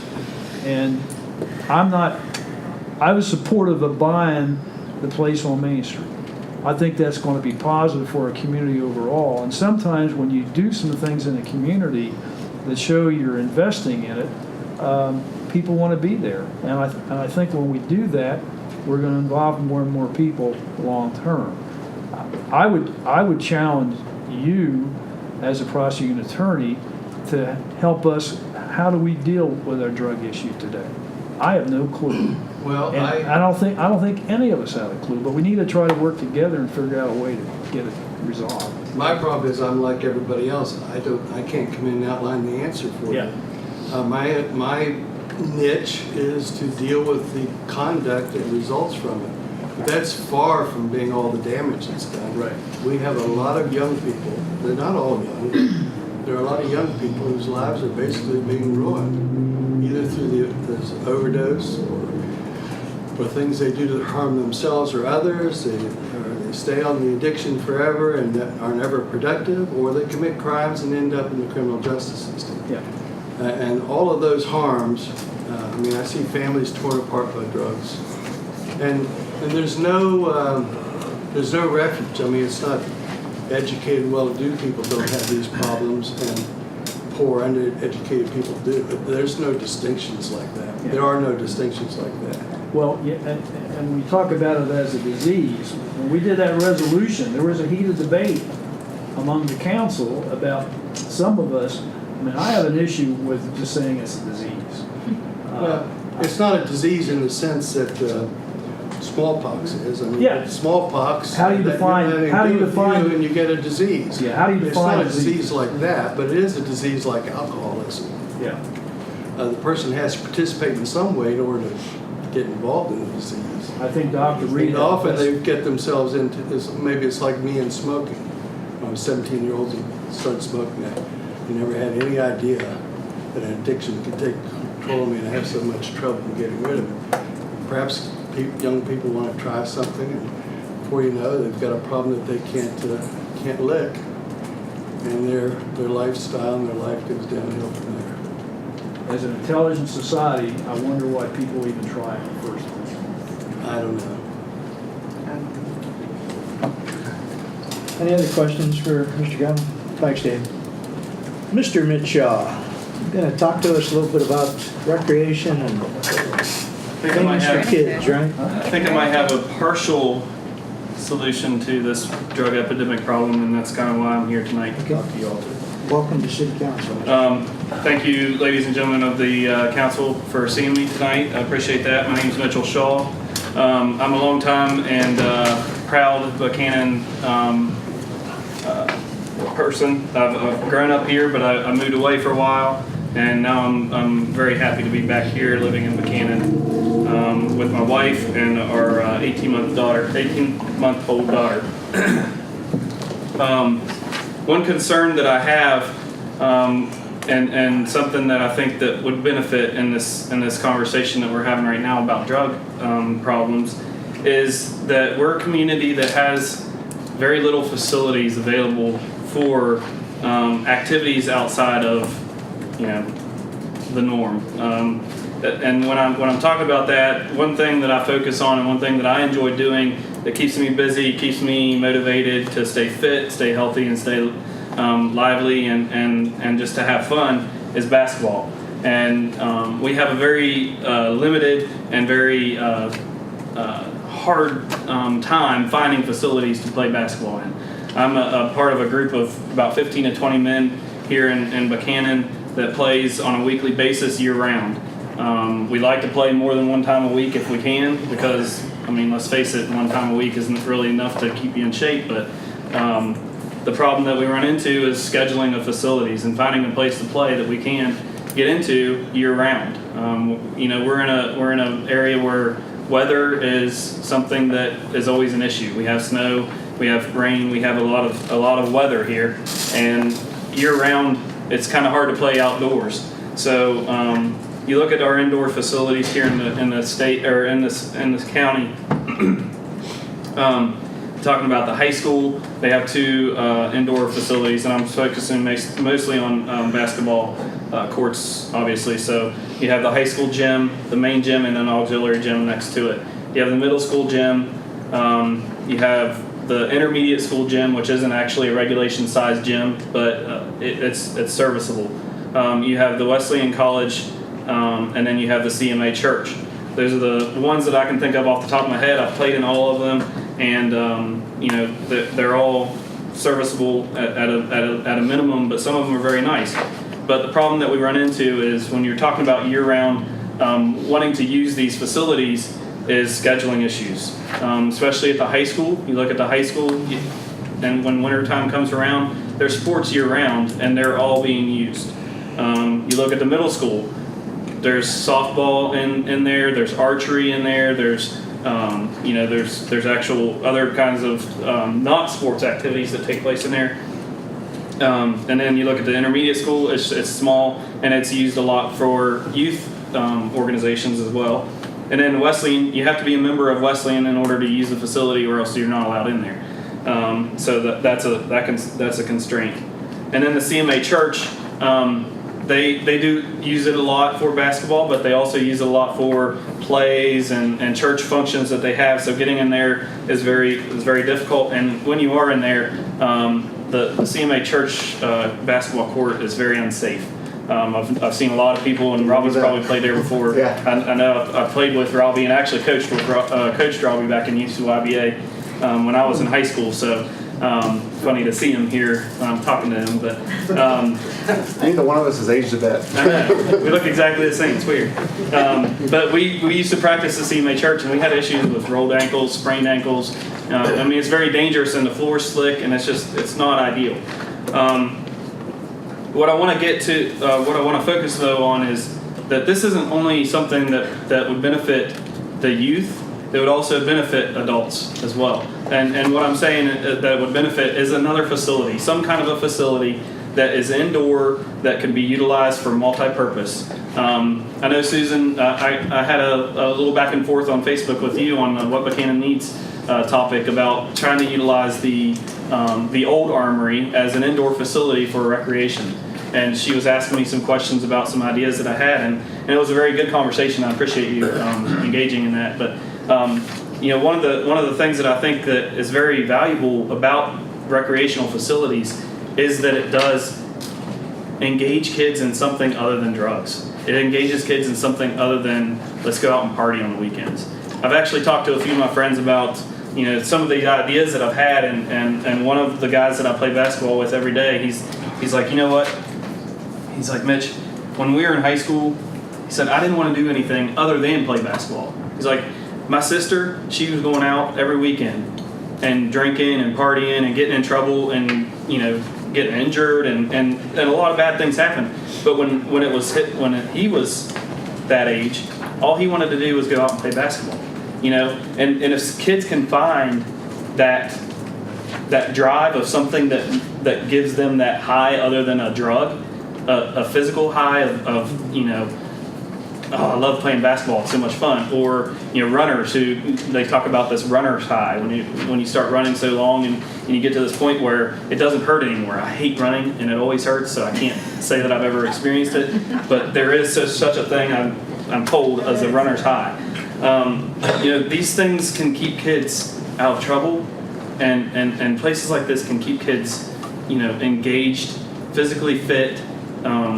Give them an opportunity to excel, and not only in life, but just to excel in something that gives them a purpose. And as a youth, that's a great goal. But as an adult, I don't want to let go of that. I don't want to let go of my competitive spirit. I'm playing in a men's league right now.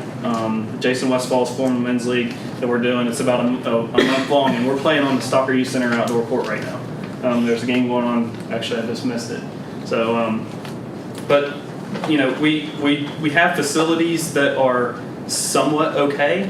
But if we had some more available that you could utilize, that you didn't run into scheduling conflicts, because of Stalker Youth Center uses that court a lot, so it's hard to get that court. Or if we wanted an indoor facility right now, it's difficult because of summer sports and other athletic ventures. So. Really what I wanted to drive home is the fact that there is a need in this town and in this county. I addressed the county commission this morning as well, for something to help with recreation, to encourage recreation, and of all sorts, not just physical recreation, but the arts and everything. I mean, I'm encouraging all of that. It could all be all encompassing, but I know of, right off the top of my head, at least 50 adult men who would be ecstatic if there was a court that they could use anytime that they wanted to around the year. And they would be there all the time. I mean, it would be booked all the time. And, you're looking at issues of fundings and stuff like that. This is something that you could do private tournaments that, you pay entry to play, and that brings money into the community. Then you're looking at the collateral money of, okay, these people are in town coming here to play a tournament. They're going to go eat at CJ's, or they're going to go eat at Sam's Pizza, or they're going to go, they're going to go shop on Main Street or whatever. And it's benefiting everyone in the community. So I really wanted to drive home that, there is a need and there's a benefit that could benefit everyone, even if you don't utilize it. You don't have to go to that gym just to, see a value out of, having it in the community. And my last and final thought that I just kind of wanted to kind of envelop and wrap up everything that I've said tonight is, as a community, we focus a lot, or we try, or we say that we're going to try to focus on our physical or personal health. And when we're talking about drug addictions and stuff, there's a big health issue there as well. But as a community as a whole, the city and the county, everyone, we need to focus on youth and adult health, because we set the examples for our youth. And if they see us being slothful and sitting around and getting fat and being wasteful of our lives, that's what they're going to see, and that's what they're going to learn to do. And if they see all these drug dealers and people out there doing stuff, they're going to want to try to do that. If we set good examples of, hey, Mitch, he's playing in a men's league. He's having a lot of fun. There's all these guys. We have people driving by every night whenever we have our games, and you always see them watching us. We hope that maybe a couple people might drive by, and next time we have a men's league, they're like, hey, they look like they're having fun. Maybe we can join next time. So I think as a community, if we can start fostering an environment of, we care about our physical health and wellness. From an adult's perspective, it bleeds down into the youth through us, and it can become a valuable and great asset for the community as a whole. So I just urge, I'm here to urge you as a council, if there's some things upcoming in the near future that look like it could benefit this kind of an idea, I would plead you to just back it any way you can, whether it's monetary or not. If it's just politically just saying, hey, we support, how can we help, what can we do, I'd urge you guys, please, ladies and gentlemen, to please help us out with that. So pending any questions, that's all I have for you all this evening. Mitch, one of the things we're looking at as a city is taking that little rickety gym that we have at Stockard Youth Center, which frankly was an add-on 50, 60 years ago for kindergarten, first, second, third grade kids. It's half-size gym. Oh, yeah. If I try to shoot on it, I hit the ceiling. Yeah. I can't play in there. But we're looking at trying to affordably, and affordable is a relative term, Right. If we can afford to do it, it would give us that opportunity after the kids are done at the end of the day with the Stockard programs and the whole bit, 7, 8 o'clock of an evening, to be able to have a full-size gym over there that would be exactly for the kind of purpose you're talking about. I still think that's a drop in the bucket compared to what we really need as a community. And we don't have 10, 12, $15 million to go out and build the Taj Mahal of complexes, but if we started out with something small and then expand on it, so we're all ears to hearing those kinds of things. It's not just about the kids, but everybody in the community should be more physically active. I got a couple comments on it. Sure. A couple council meetings ago, we had people that were talking about the bike trails out past the high school. And we supported that, and we're continuing to do that. Mm-hmm. But I'm not real enthused about the city doing a recreational complex and gymnasium. I think the county and the city ought to be doing it together. Mm-hmm. And I would ask you, Mitch, what are you willing to pay on an annual basis to get a recreational complex? Are you willing to support a bond levy? I think that's what this area needs. I think, speaking from my personal, I would pay a lot of money for something like that because it's something that I love. So you would support a levy? You would support a levy to do something like that? I would personally, but I don't think that it would necessarily have to come to that. I think it would. I think if you're talking about a complex that's going to be utilized by the community, both adults and youth, that, you know, we need to do something more than what we have, and it's going to cost some pretty big bucks. The other issue we have is that we do, as you pointed out, we do have some good facilities out there, and a lot of it's scheduling. You know, I wonder how many people are up at the college now in the auxiliary gym or gymnasium playing basketball.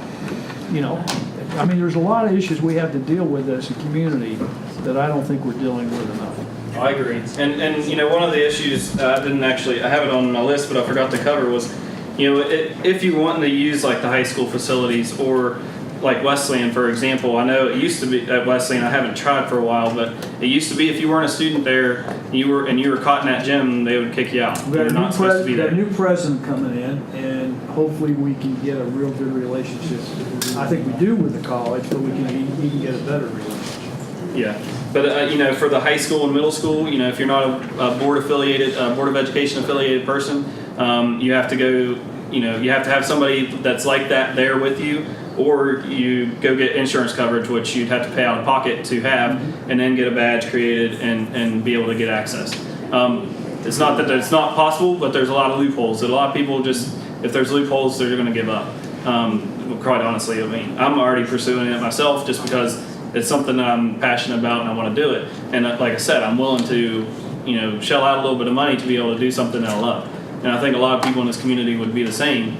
Now, as far as the levy or whatever goes, however that goes, you know, we can discuss that bridge when we get to it. But as far as ideas that I think are coming down the pike, I don't necessarily think that that's going to be what we're looking for, or what we're looking toward. But I think what we're really looking toward is something that will benefit everyone, not just, you know, basketball, not just soccer, not just softball, not just runners. It's going to be literally everyone, and I think that it's something that you know, everyone can get excited about and can agree upon that is needed. But how we're going to skin that cat, so to speak, is how, you know, what we got to figure out from here.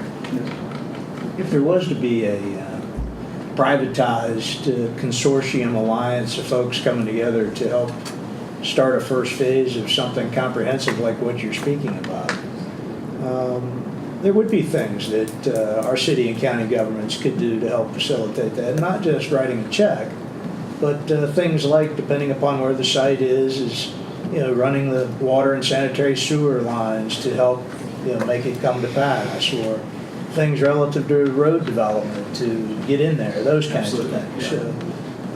Let's start the conversation. We hope to see you back. Absolutely, I appreciate it. Bring some of your friends along. Maybe if we all sit down together, we can figure this out. I thank you for coming. Well, I thank you all for giving me your ears for a little bit, and you know, look forward to working with you in the near future. Thank you. Sorry we're running so late tonight. That's all right. I understand. We appreciate you coming. Thank you.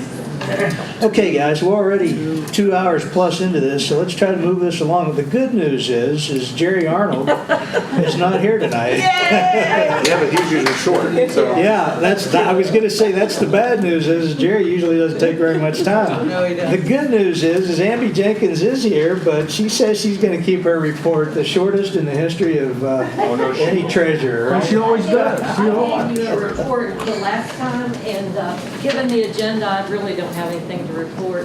Way to go, Andy. Could be a standing ovation, right? City Attorney Tom O'Neill, the pressure is on. I am also going to demonstrate the better part of valor and not make remarks, but take any questions about any of the pending matters that are currently open. I know, in particular, the compact backhoe situation. Can you speak to that just briefly? Well, there's been an understanding, as reported in our fine newspaper. We've reached an understanding that the city's losses are being turned over to the defendant's insurance company, and so we'll be working through that process. Yeah. Anything else for Tom? Yeah, could I just switch about Hurry the up. dog part ordinance? Yeah, I've got it's on my list of things to do, and that'll be something I think you'll have an ordinance, an ordinance to amend ordinances 300 and 397 at the probably the August 17th. No, I'm sorry. Yeah, right, August 17th, first and third. April 1st and First and third Thursday. Yeah, by the August 17th meeting. Okay. It's not gonna give us enough time. Well, we're gonna open that dog park, and by fiat, I'm gonna. Well, let me- okay, If the well, dogs let are me put it inside to the you this fence, they're allowed. Dogs inside a fence don't need a leash. Let me put it to That's you not this way. common sense. Okay. Given that ordinance 300 and 397 is a city matter and not a state law matter, we do have the discretion to say that we will not enforce it. We're, Okay. we're, I agree with if those dogs are inside a city park fence with the project being dedicated as a dog park, Okay. I think sometimes we can overthink things a little bit.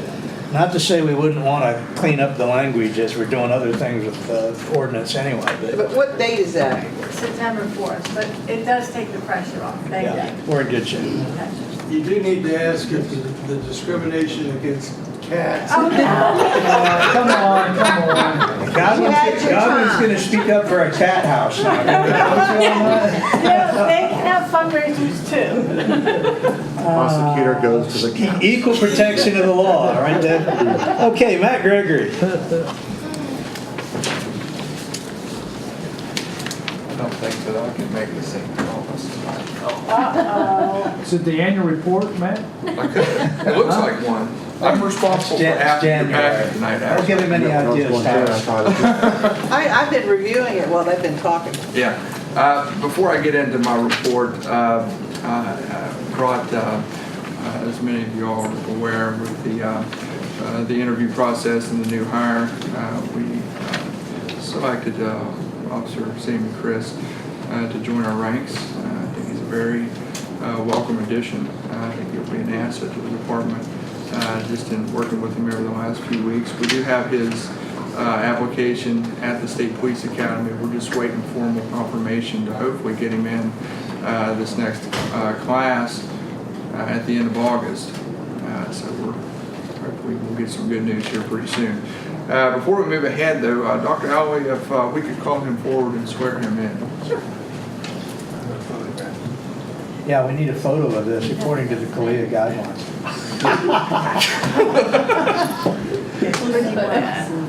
Where, right there would be fine. Up here. Not in front of the flag. Or the city seal. City seal. City seal. Good city seal. We'll go back there. Arrange everything. Watch out, you're triple for the jug. I see that. All right. Oh, that's a good shot there. Ready? There you go. All right. You just want to raise your right hand and repeat after me. I, Charles S. Chris III, I, Charles S. Chris III, do solemnly affirm do solemnly affirm that I will support the Constitution that I will support the Constitution of the United States, of the United States, the Constitution of the State of West Virginia, the Constitution of the State of West Virginia, the Charter and ordinances of the City of Buckhannon, the Charter and the ordinances of the City of West Virginia, thank you, and faithfully discharge my duties and faithfully discharge my duties as a police officer of the said city as a police officer of the said city to the best of my ability, to the best of my abilities, so help me God. so help me God. All right. How about that?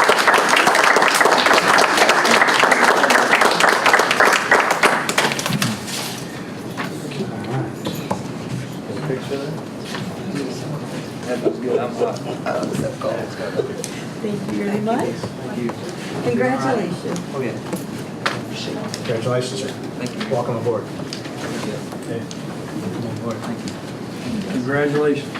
As a fellow native Buckhannon and your former golf captain. That's right. Thank you. Thank you. I told him it'd be okay if he carried a 9-iron in his cruiser. That's right, you can. It would be an extra. Considered a legal weapon. All right, Matt, back to your report. Okay, so just a few things to touch base on. As you guys are aware, Mayor, I appreciate your attendance at our graduation ceremony for the Youth Police Academy. We had another successful year. Council Lady Albaugh, really appreciate your partnering with us once again, as you have since the inaugural event.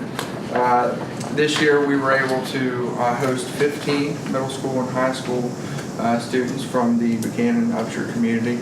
in our Youth Police Academy the last week of June. And a very successful program. As always, we made some very good contacts with the youth and spent a lot of good time with them.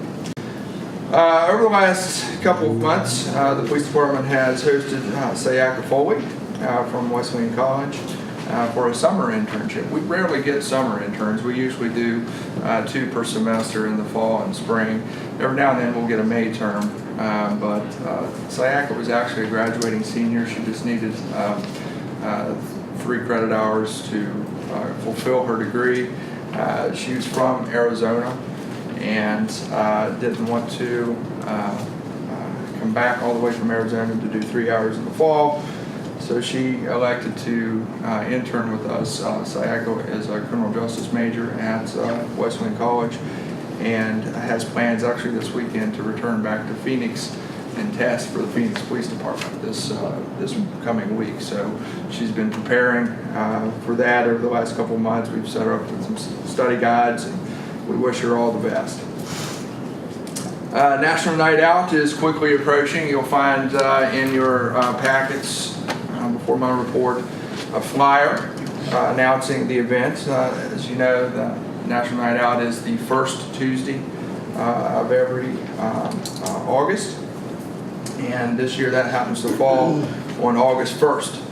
The event will be held at the high school pool. We've had a number of successes at this location since we moved it to that venue a few years ago. In fact, last year was probably one of the most well-attended events we've ever had in the history of doing this. And I think we're going on now, what is it, 12, 13 years, something like that, of the event. We had almost 700 people at the pool last year, and we would love to see that many and more come out. We're working with the FRN, our VIPS members, as well as many other businesses and organizations in the Buckhannon Upshur community to make this event possible.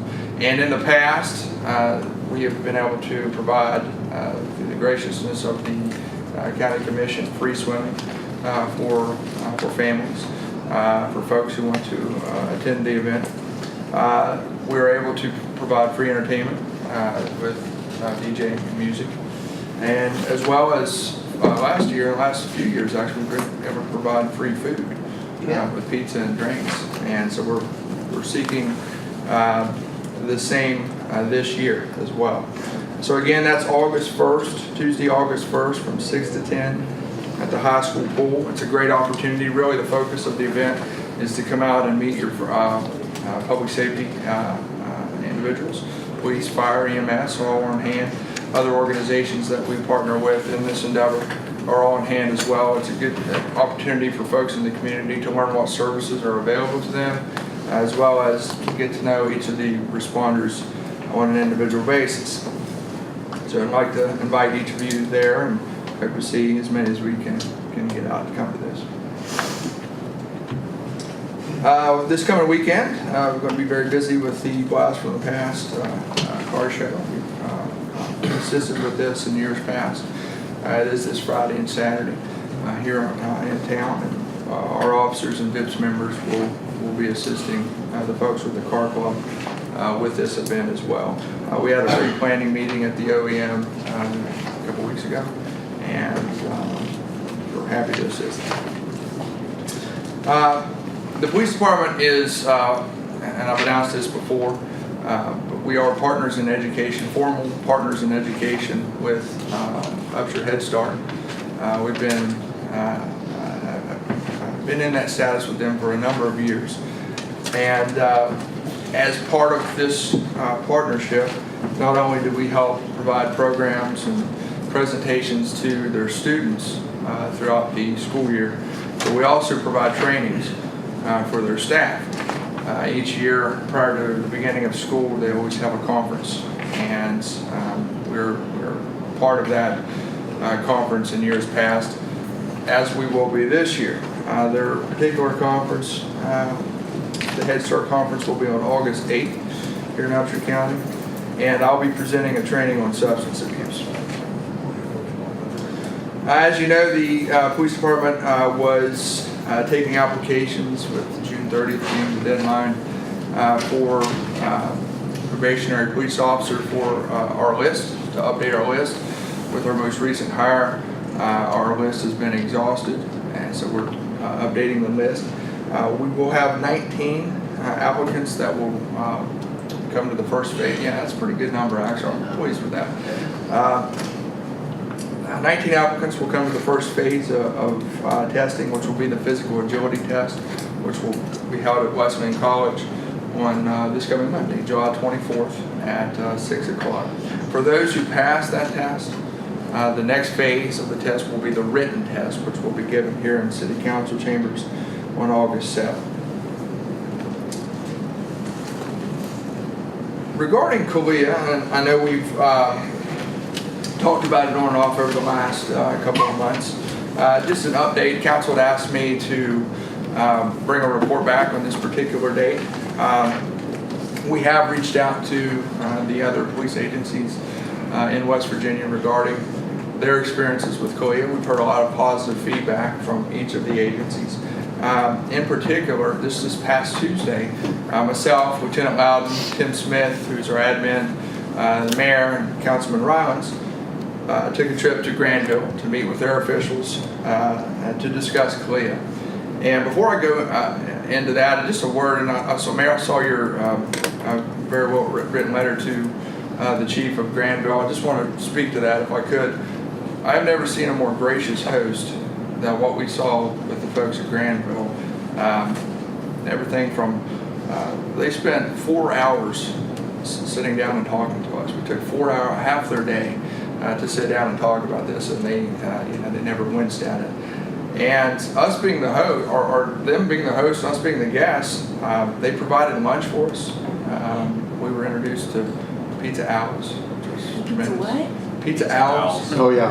Oh, yeah. Holy cow. Oh, yeah. ALS, not who. Yeah, Owls. Yeah. So that was lunch. They had a full cookie tray, drinks, and very gracious hosts. So I definitely concur with your words and your letters. Back to the matter at hand, though, they had a lot of good things to say about CALEA. They're still actually in the process of seeking accreditation. In fact, I think they were supposed to go through the process here in the next week or two, and they hit a roadblock with some of their computer systems, and so that's put them back a few weeks. But they had a lot of positive things to say about it, and a lot of good, helpful information that they shared with us moving forward. I know there's some logistical things that we're still in meetings and discussing as we move forward. But again, my report to council is from what we've understood with CALEA, we've heard a lot of positive things about what it's done for each of the departments moving forward. I said I was responsible for half of the packet, and that's because instead of just giving you 1 month of the police report, which is what I did last month, and that's my bad. I probably should have given you the entire year up to that point, because I think, honestly, my personal opinion gave you a skewed look at the numbers and the statistics. So I provided January through June, which is currently what we have statistically speaking, in the same format that you saw last month. And I won't go into any detail unless there's questions on that.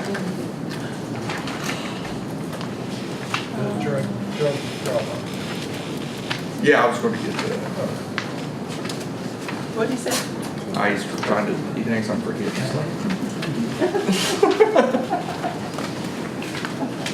So we have May and we have June and then we have, this is the full year. Yeah, the last page is the warnings for each of the months. Right. July is actually, we update these as we get them, so July is still being billed, but it's still in there.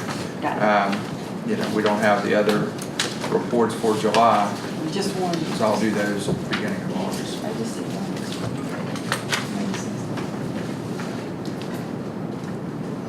I just see warnings for What's the defective equipment? For what? Defective equipment. What's defective equipment? That's Anything that's on the car, like a headlight being out, tail light being out, piece of equipment on the car. Oh, I It's see. required by law to work. Yes, actually, each month. Yeah. I thought that was. But the only matrix that shows everything to date is the warnings. Warnings, yeah. The rest of everything is just broken It's down. month by month. Right, Yeah, okay. yeah, exactly.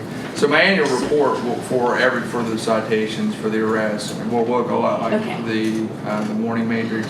This is just how we track warnings on a spreadsheet like this. We do it as we get them in. We require all of our warnings to be written now. And so as we get those, we enter them into the database. But yeah, the rest of it is month by month because that's how I compile it from our other database. I use 3 different sources for the monthly report: the officer self-reports, the accident database, and the offense database, which is our That's, I know there was one other item. The drug box? Mayor, the drug box, if you had something on that, I'd be happy to entertain your questions. The question was posed to us about putting a drop box for expired drugs, unneeded drugs, prescription in the foyer at City Hall. And that caused some stomach juices to turn here. And we don't want to do that at City Hall, but we came to understand that the police department has a program substantially like what the party was asking for down at the police department. Yeah. The public safety complex. Yeah, informally for a number of years now, folks that have expired medications that they've wanted to get rid of instead of just flushing it irresponsibly down the toilet or throwing it away. They brought it to the police department and we've brought it into our evidence room. We've signed off on that, we've received it. And when we destroy other evidence per a court order, we make sure that what we receive from folks who want to get rid of those types of medications are destroyed in the same appropriate manner that we do per our instruction orders.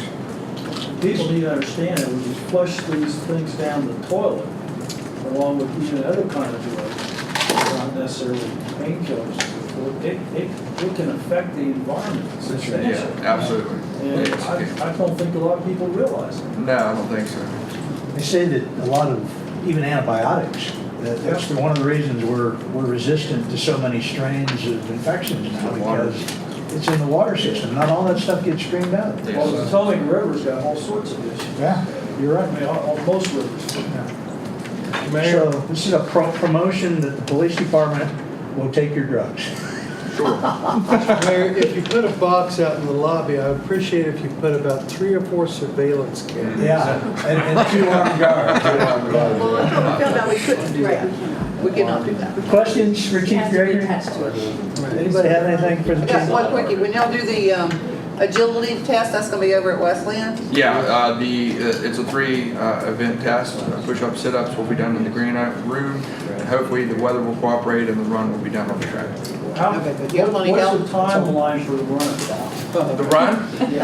I could pass it. Yeah. What is it? So you have to run 1.5 miles in 14 minutes and 36 seconds. Seriously, I walk that. Really? Those are state, I will say those are state standards, that we use what they use at the How many academy. push-ups, how many sit-ups? 18 push-ups in a minute, 29 sit-ups in a minute. See, we do that every day. You would believe, Council, it would amaze you how many people failed that. Yeah. All 3 of those. And I think having it in that green room when you're running. The run is, yeah, because you have to do 18 moves. Oh, that would be boring. It would be hard to Yeah. motivate it. Anything else for the chief? Thanks, Matt. Tell the guys to all be safe. I will, thank you. Correspondence and information, I'll go through these quickly. I am, it's been, the Record Delta did a fine job of reporting our $102,000 grant from the Culture and History Division. We are working on 2 other grant applications that we are very optimistic about.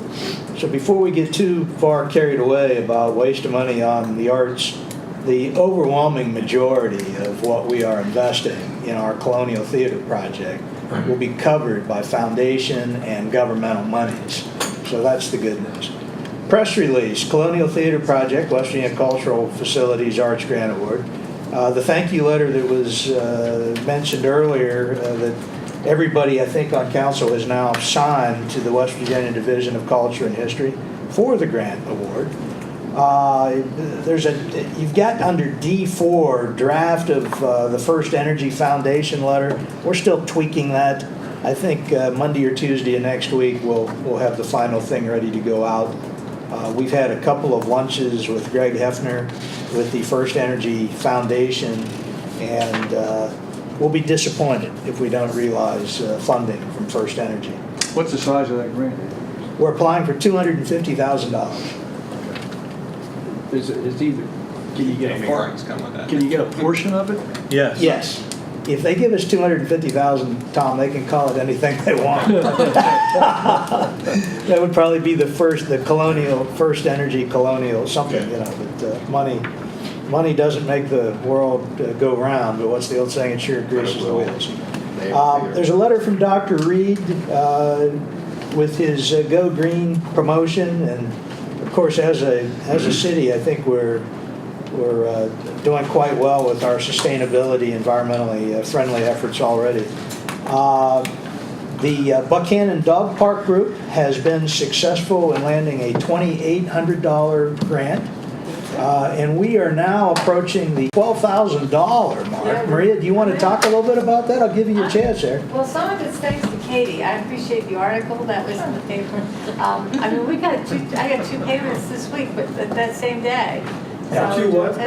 2 people made donations that same day when the article came out. Brought up a good one now. Yeah. This week. But we're excited. We're going to start looking for some corporate money and approach some businesses to help with the support. It's coming in slow, but it's coming in. I think in your packet you have a thank you letter that I did to Tim Critchfield with That High was- Point yeah, that's Construction. amazing. Just in case you didn't know, Tim brought his operator down Monday of this week with their huge D9 dozer. We don't have anything that big in our we've got these 75 vehicles in our city fleet, but we don't have a dozer that big. And early on in this process, Tim eyed it up and said, 5-6 hours, we'll have all that dirt. You know that mountain of dirt that was down there at the college for the last 10-12 years since they built the Performing Arts Center? It was about 5 hours after Luke Brockelman, his operator, started. It's the prettiest little meadow now. Now we just got to haul the dirt off as a city, but it's gorgeous. It's beautiful. And we have a sign. We have a sign. You want to show it off? Well, we can. It's just a banner, future site of the dog park. We got it when we marched in the parade. This is the future site of. It's a future site of. Yeah. And I was going to give it to Jerry Arnold, but he decided not to come to this night's meeting.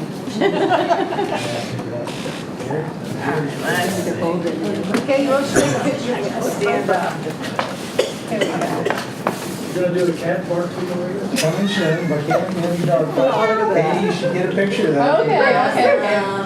I'm trying to tell you how to do your journalistic integrity here. Maria, hold the bottom so they can make the checks out. Oh, yeah. The important part there. The light's reflecting on the bottom part. Yes, please make your checks payable to the city of Buckhannon. If you'd like, It's curling up a little bit. City attorney. That's better, that's better. Entirely uncooperative. this thing's been used a lot. 1, 2. It is a nice sign. Okay. Okay?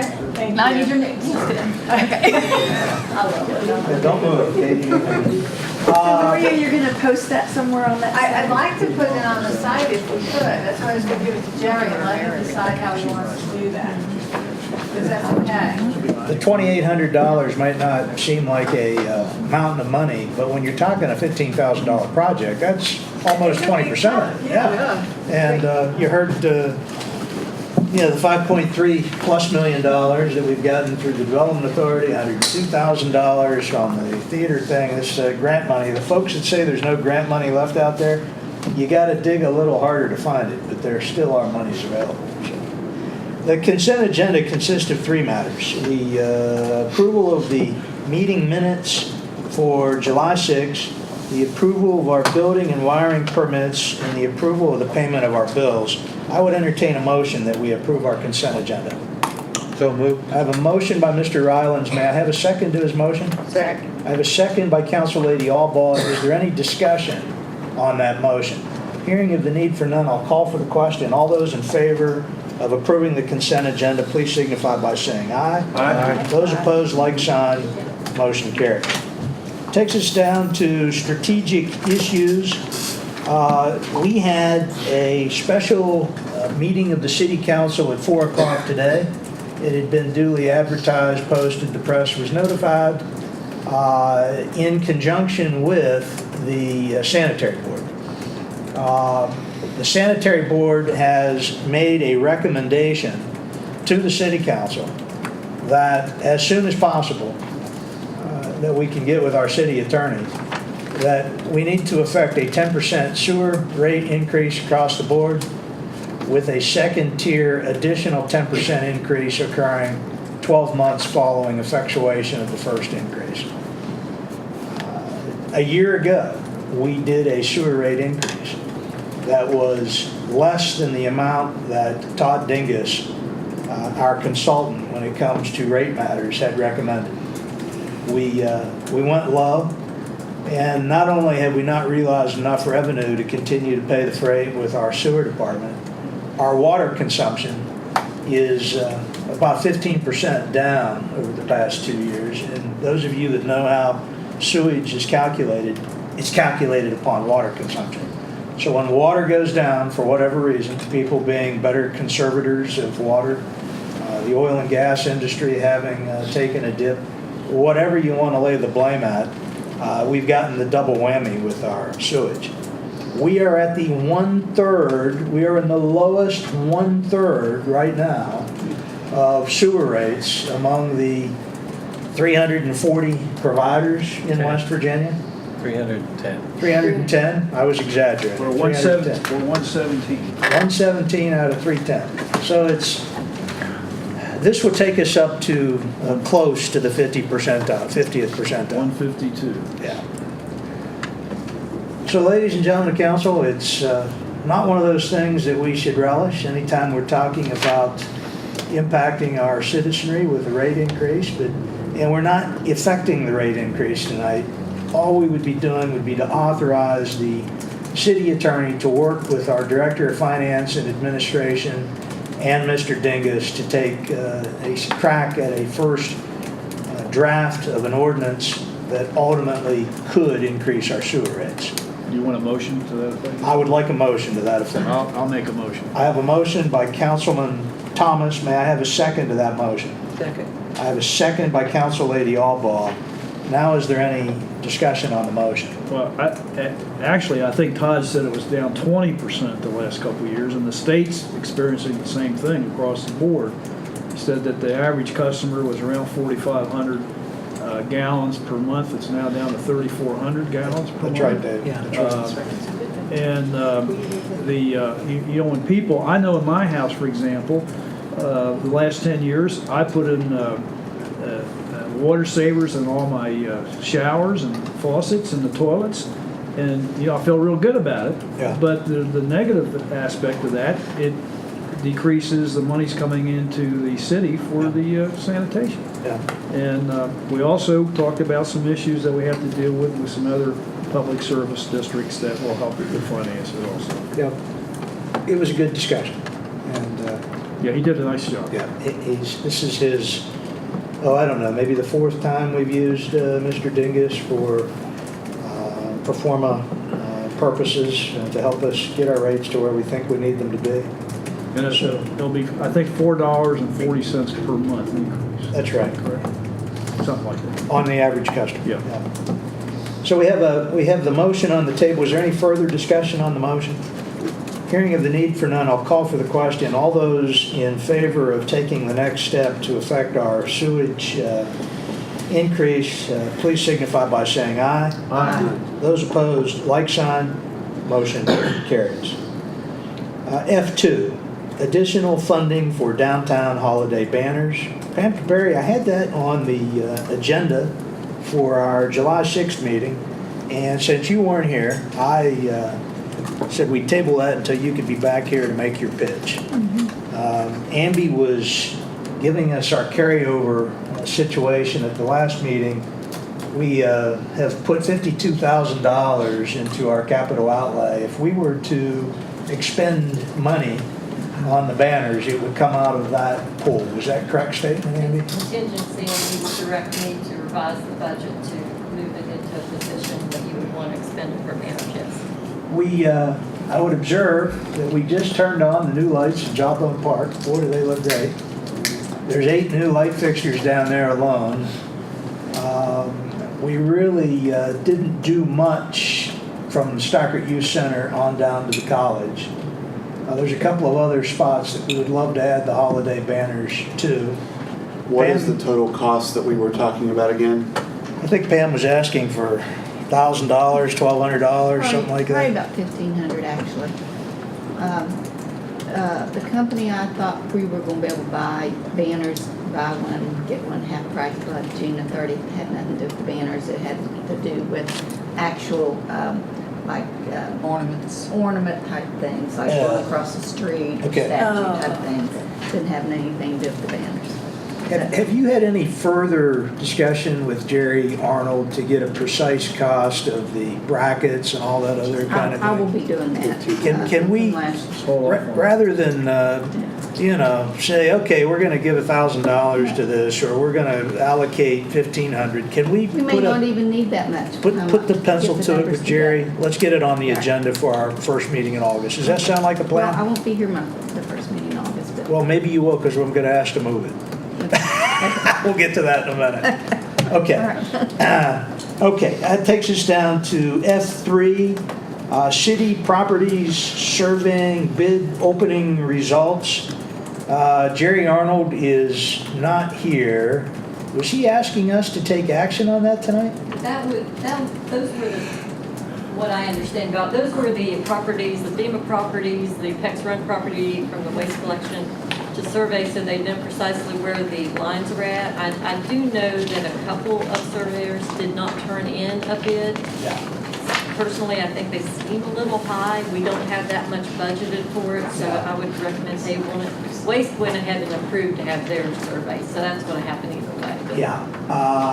Waste collection is what was really driving this, because we've got that almost 30 acres out there at Pex Run that we want to, we've been holding it for the last 20, 25 years. It was acquired so that we could use it as a future sanitary landfill. And then the state has essentially made it nearly impossible for a city of our size to operate a landfill. So we want to sell it off and let the waste collection folks have their money back. But in the process of needing to locate some corners out there, conversation ensued that there are some other city properties that it would be helpful to know exactly where our borders are. The bids that came in, Amby said a little high. I think according to Jerry, they were a lot high. And his recommendation is that we just take a deep breath, retool, repackage the properties that we really need to have surveyed, and revisit this at some point in the future. So there's really, there really isn't any need for action tonight on that. Jerry will report back at an upcoming meeting as to what he would propose for us to do next.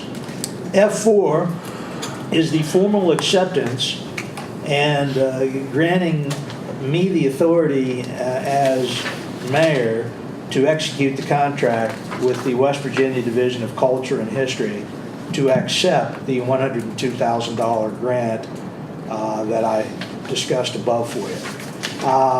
I would entertain a motion that I be permitted to execute the contract with the state of West Virginia to accept those $102,000. So moved. I heard Mr. Skinner first and Mr. Thomas seconding his motion. Is there discussion on that motion? Just that in the motion, I'm going to put the correct name of the grant. Okay, what did I call it? You didn't call it anything, you just said that money from the state. Yeah, the theater grant. And the names on the agenda are Yeah. correct. I mean, the name on the agenda is not correct. I looked it up on the website. Which name is that?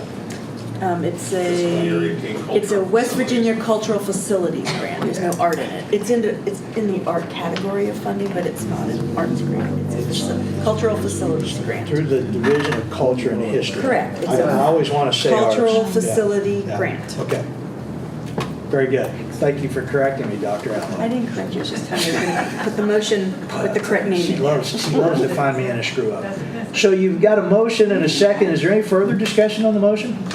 I'll call for the question. All those in favor of the motion signify by saying aye. Aye. Those opposed, like sign. Motion carries. F5, the continued discussion. We were missing a couple of council members last time, and we decided to table it until all of us could be here, and now all of us are here. I had made a pitch a couple of meetings ago about creating a position that would essentially be our information person, grants writer coordinator, with some other tasks that a few of you had asked me to add on to the job description. So let's have some additional discussion about creating this position. We know that we've saved nearly $500,000 over the past year from the elimination of 8 full-time positions in the utility board areas primarily. We've gone from 92 to 84 full-time employees.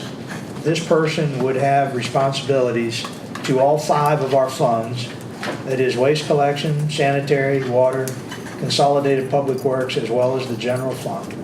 So it's going to be one of those positions that would be funded from all of our various entities together. What's the thoughts of the council? Well, Mayor, I'd like to throw a couple of things out there.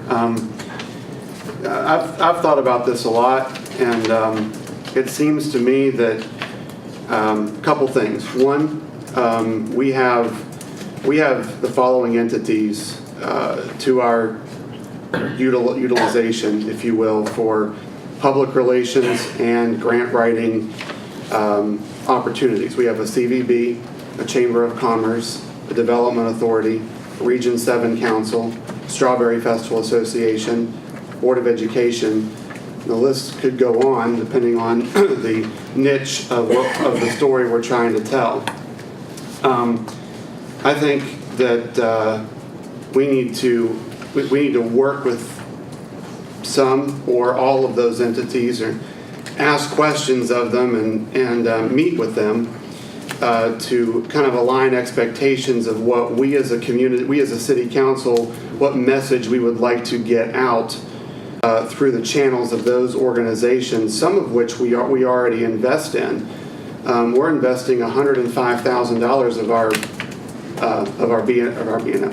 our hotel motel tax revenues toward our CVB, and we're investing $30,000, perhaps maybe $40,000 of our revenues to the Economic Development Authority. And Economic Development Authority and Region 7 both have proved to be extremely successful in obtaining grants and seeing those real tangible wins here in the community. And, I believe that we have an opportunity with the CVB and the Chamber and others to continue telling our story. I believe what we're doing is working for us quite well. And I think we need to do a little bit more research and maybe ask a few more questions and have a few more meetings with some of these organizations before we take on yet another position. Those are my thoughts. Okay. Robbie, could you clarify, are you saying that these agencies could help with Yeah. city grant writing, or Well, it just needs to be coordinated? Coordinated, but I think until we go and have those conversations and ask the questions, we don't Like what know. they're already doing, Yeah, so we we're not conflicting. right, and I think that we have professionals out there right now that can help us attain our goals. I concur with what you're saying, Robbie. If you look at the last 10 years and the success we've had as a community with grants, it's pretty phenomenal. I mean, $5.3 million the last 14, 15 months. But, we have a heating and air conditioning system that we got a $300,000 or $400,000 grant in the last 10 years, and Jawbone Park and the Gateway East, Gateway West, it goes on and on. I think we need to work with the Chamber and Development Authority and the CVB more closely, if at all possible, which I think it is. I remember Maria, I used to listen to her every Tuesday on the ARG network news, and we still should be doing that. We could have Tammy Rigger do that, or Laura Meadows, or both of them alternate every other week. They are looking for cities like Buckhannon to come on for 5 or 10 minutes every week to talk about things that are going on in the activity. It's not in the budget this year. I'm not saying we never do it, David, but I think it's not time to do it right now. I would say we table it until the next budgeting process. That's my opinion, for what it's worth. Okay. I was looking at the job description again, and I think the grant proposal writing part is important, but there are a lot of other things included in that too that currently seem like they're not being covered by someone, or at least not covered in a comprehensive, coordinated way. So I think we really need to think about the publicity or the information sharing aspect, like getting information about what we're already doing out through the website, through social media, press releases. In addition to press releases, we can tell our story the way we want to, right? So no offense, but and then the newspaper can choose whether or not to report it, to include it. But I think we need to think.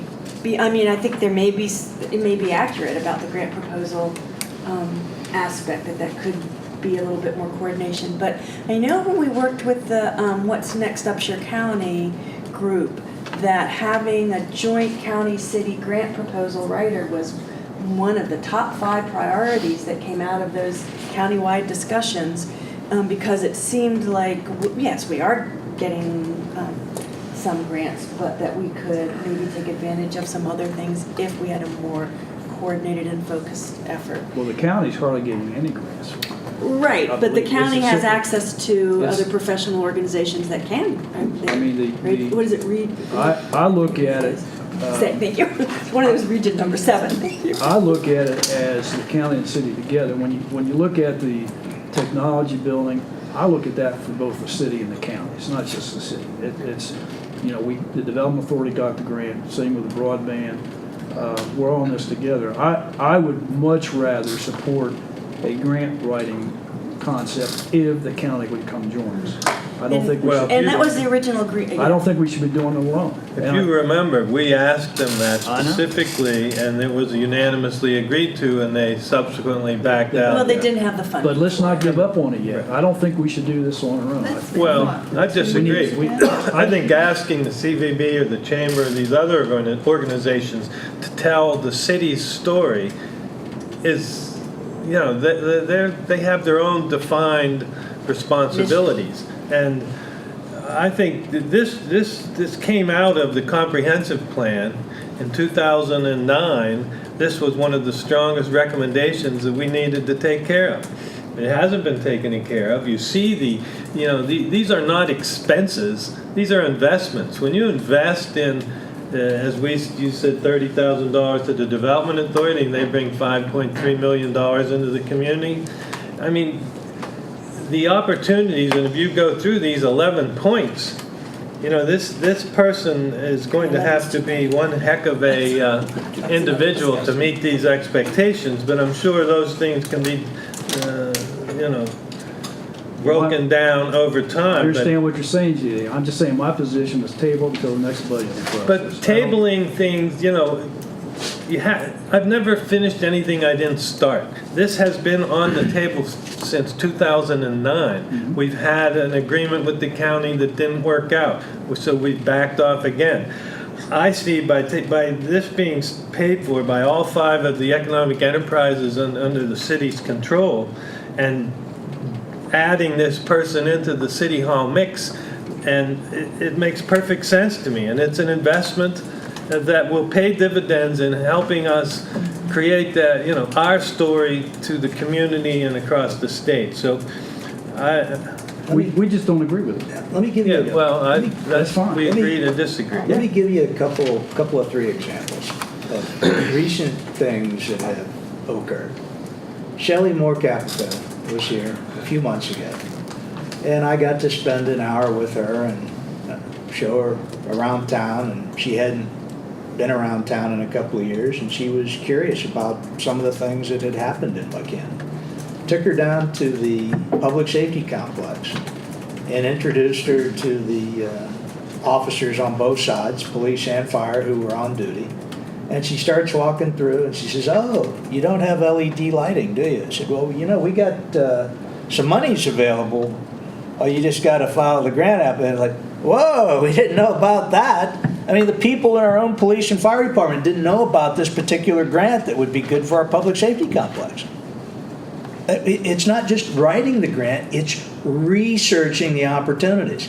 If we hadn't had Bryson Van Nostrum aware of this $650,000 that the state was doling out for the theater, we wouldn't have gotten that $102,000. We got lucky with that because we had somebody that knew about to go, ladle out that water out of that particular pool.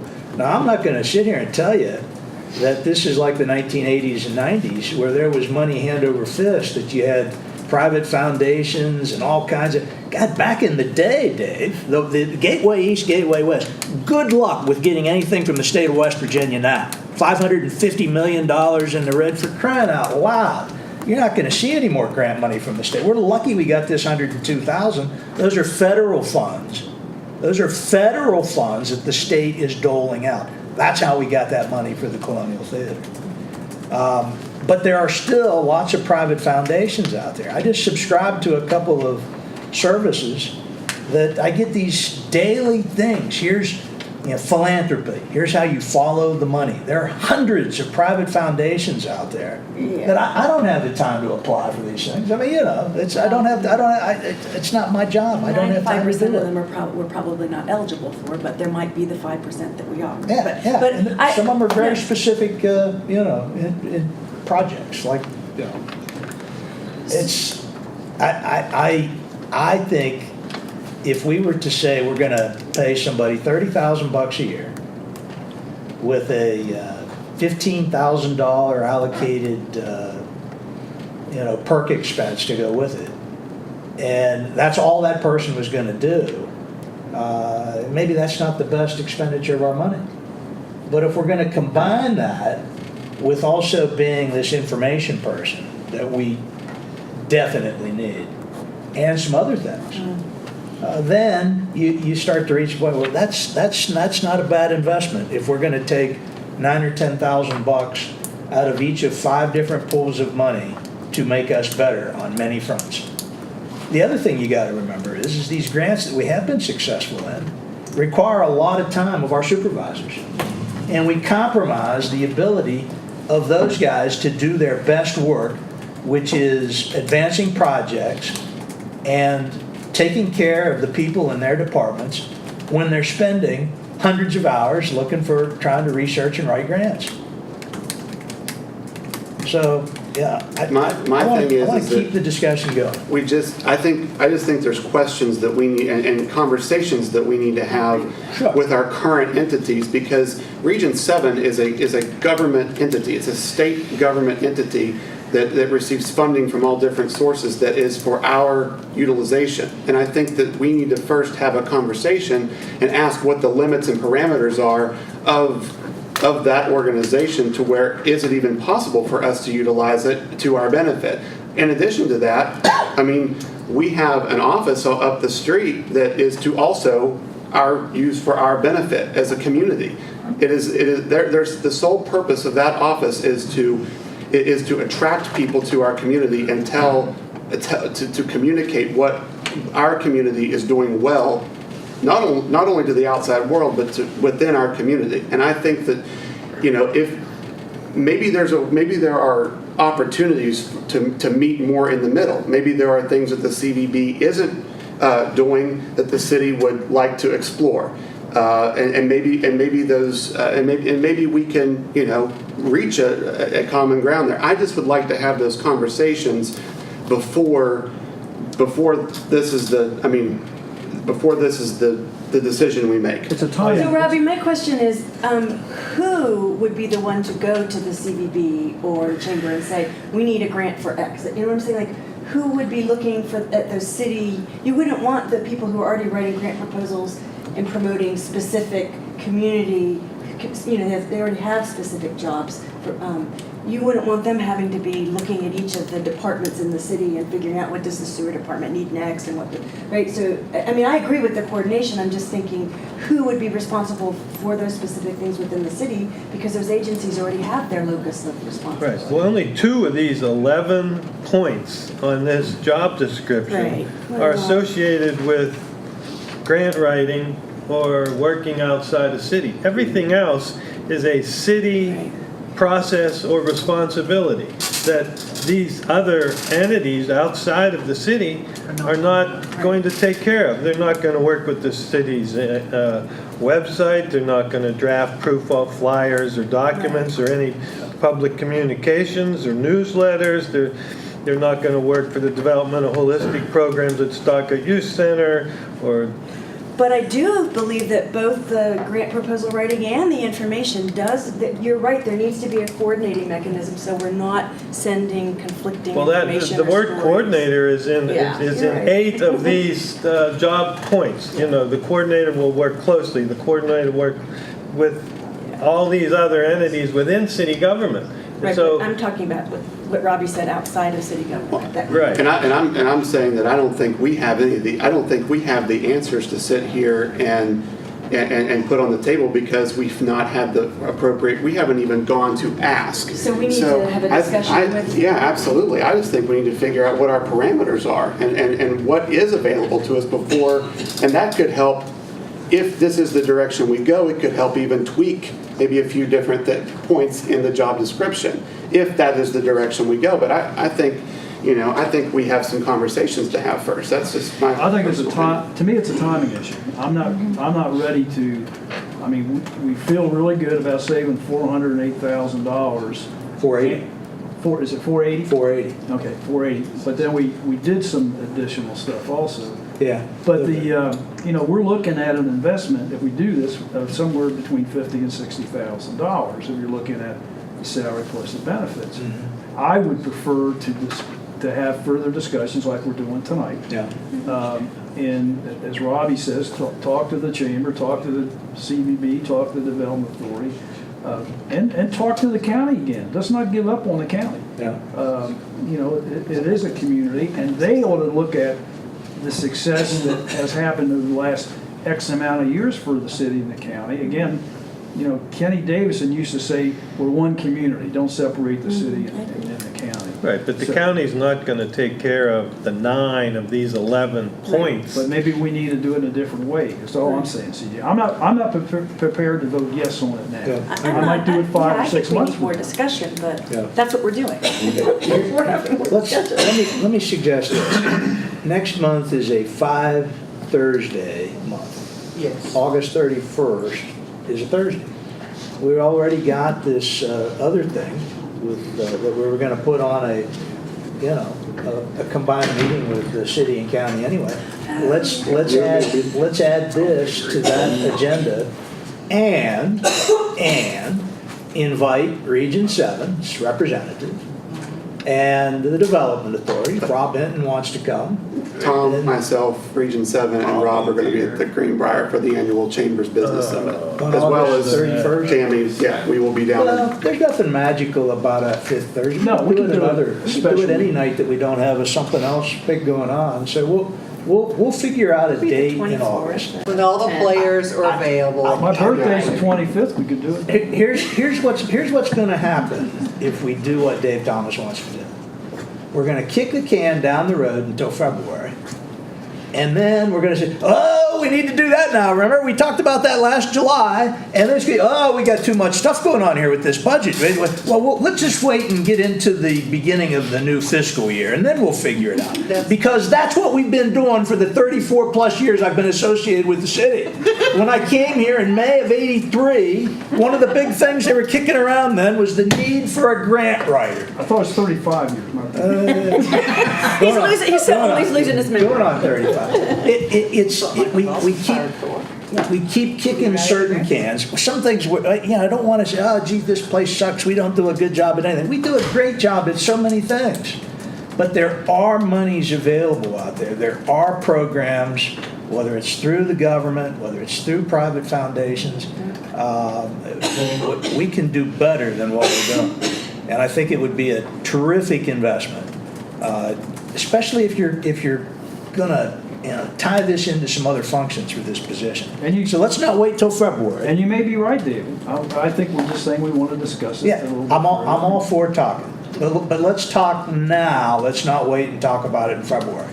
Let's convene this meeting in the next few weeks. Yes. Let's do it. Let's say we're going to do it before August 31st, and maybe even then we don't reach a decision, but we'll have more information. Okay? Does that sound like a plan? Yeah. I'll reach out to all the stakeholders and see if we can convene a meeting. I agree with that. Well, we have the CVB and Chamber directors here. I mean, if you had an opportunity to look at this 11-point job description. Nothing like being put on the spot, right? We can't put them on the spot.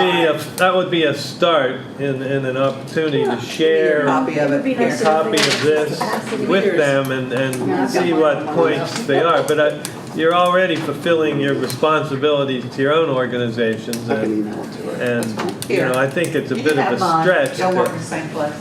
But I think I won't put you on the spot, but at least you'll have the information as to what this particular role we're trying to fill here.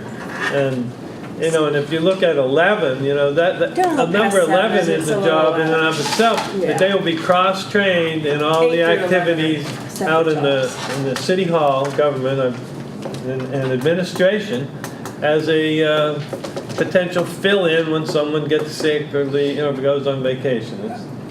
Is that something that some other organization is going to fulfill? I don't think so. And it might, having that cross-trained individual might save us the opportunity of having another full-time person for a specific task that could, this cross-trained person could take care of. So I'm all for talking about it and moving it forward, but I guess I'm a little more inclined to action. Yeah. But we'll keep it on the agenda. We'll keep talking about it. We're not going to take any surprise votes. When we reach that point where we're ready to thumbs up or thumbs down this opportunity, and I think it's a great opportunity, there won't be any surprises. We'll keep talking. But let's talk about it promptly. Let's not wait till February, March. I won't kick the can. I'll probably miss the can anyway. Oh, gosh. Okay, that takes us down to F6, which is to schedule a special council meeting on July 27th to discuss the results of our municipal assessment priorities. Susan has asked the council members, we've got all the departments have weighed in, but she's asked the council members to review the proposals of the various departments. And then, whether you like those or not, come up with our own 10 best ideas so that we can advance this. That was the original charge of this committee. So July 27th has been proposed for a special meeting. There's something else I would like us to do at that meeting. That's next week, right? That's next Thursday. And we would do it right after the Consolidated Public Works Board meeting, so we'd start about 5:30. Okay. 27 July. But I would also, at that meeting, like to place on that agenda that we move the August 3 meeting, Thursday, August 3, to Tuesday, August 8, because the Municipal League Convention is August 2, 3, and 4. I'm not asking you to do that tonight because it's not on the agenda. Yeah, you had mentioned that last meeting. Yeah, it didn't end up getting on the agenda, but we can take it up at next Thursday's special meeting. August 3rd to what date? August 2nd, 3rd, and 4th is the municipal. We'll The send it out third on would the move meeting to note. when? It'll be on- The 8th included on the Tuesday, notice of- August 8th. Good, because I'll be out of Opposing town on the August 8th. 3rd. Tuesday. So you're all for it. Yeah. That's good. But it- Okay. I think Teresa's gonna send it out tomorrow. Dave Thomas, do you want to clarify a little bit about the 10 priorities, since that was your That's idea? fine. About the 10, Priorities, about why you wanted council members to identify their 10 priorities. Well, I just think it's important for us. And then I saw Okay, somebody else take it. It was Dave's idea, and then we asked the city departments to meet, the employees in the city departments to meet. and identify I like to theirs. know what each of us thinks, independently, what the highest priorities we see. Right. So Dave and I'll confer a little bit, and we'll send you a All little of bit of those that we instruction. talked about, everything. I'd like to know, I mean, is it something that is abstract, like world peace? We're going to be totally environmentally 100% friendly? I mean, or are we talking about projects? I want to get the chairs done. No, the new I think theater. that's a really good point, and I think Chairs that in the goes. chamber. How No, broad but are I we think, gonna be? but I think that goes to Dave's point. I that think we- specific ideas that we see moving the city forward. Right, Okay. within the charter of what council is supposed to do. Okay. But Dave and I'll talk a little bit more about whether, we want that from you beforehand and have it all compiled to share, or if we Okay. want you to share it separately and so that you're not, so that we don't see it all at once. Yeah, I just want to be productive with our time when we Correct. get together. Okay. That takes us down to comments and announcements, and A is for all ball. I don't have anything to say. Nothing? Really? Good for you. Pam Capari. I'm just glad to see other people in the community come and voice their opinion about things. I thought. Thanks, Pam. Mr. Riley. I've said enough. No, you did. Go ahead. That's all right. It's up to 10 o'clock. I think we've heard enough. We're all getting ready to go eat dinner or go to bed or something. Mr. Skinner. The only thing I was hoping that Dave Godwin would stick around just a little bit longer, because I did want to just touch real quickly. Yes, I absolutely believe that this is a safe community. 110%. Wouldn't think twice about it. There's places both in West Virginia and outside of West Virginia that do not have the same feeling as here. But I want to be clear that I think that's part of our culture, and that culture includes the people that live here, the people that work here, the people that visit here, and our law enforcement professionals in one large consortium. I want to make sure that in no way, shape, or form am I saying that we are a safe community regardless of the law enforcement that we have. I'm saying that is part of why our community is a safe community. This is a great place to live. You hear it all the time. I was up in Ohio for a 2-day strategic planning meeting with our agency, talking about a lot of the same things we're talking about here. People, our company reps have been to Buckhannon, and they make a point to say to me, not to other agents, your town is special. We love coming to see you in Buckhannon, because Buckhannon has this feeling of just serenity, and it does. And I think the people that live here should be commended for that, and I think that our law enforcement should be commended for that. And I wanted to make sure that was the message that Dave received and that the community received. So those are my comments for this evening, and I do apologize for missing the 4 o'clock meeting. I was traveling back from Ohio. I got here just in time for the water board meeting.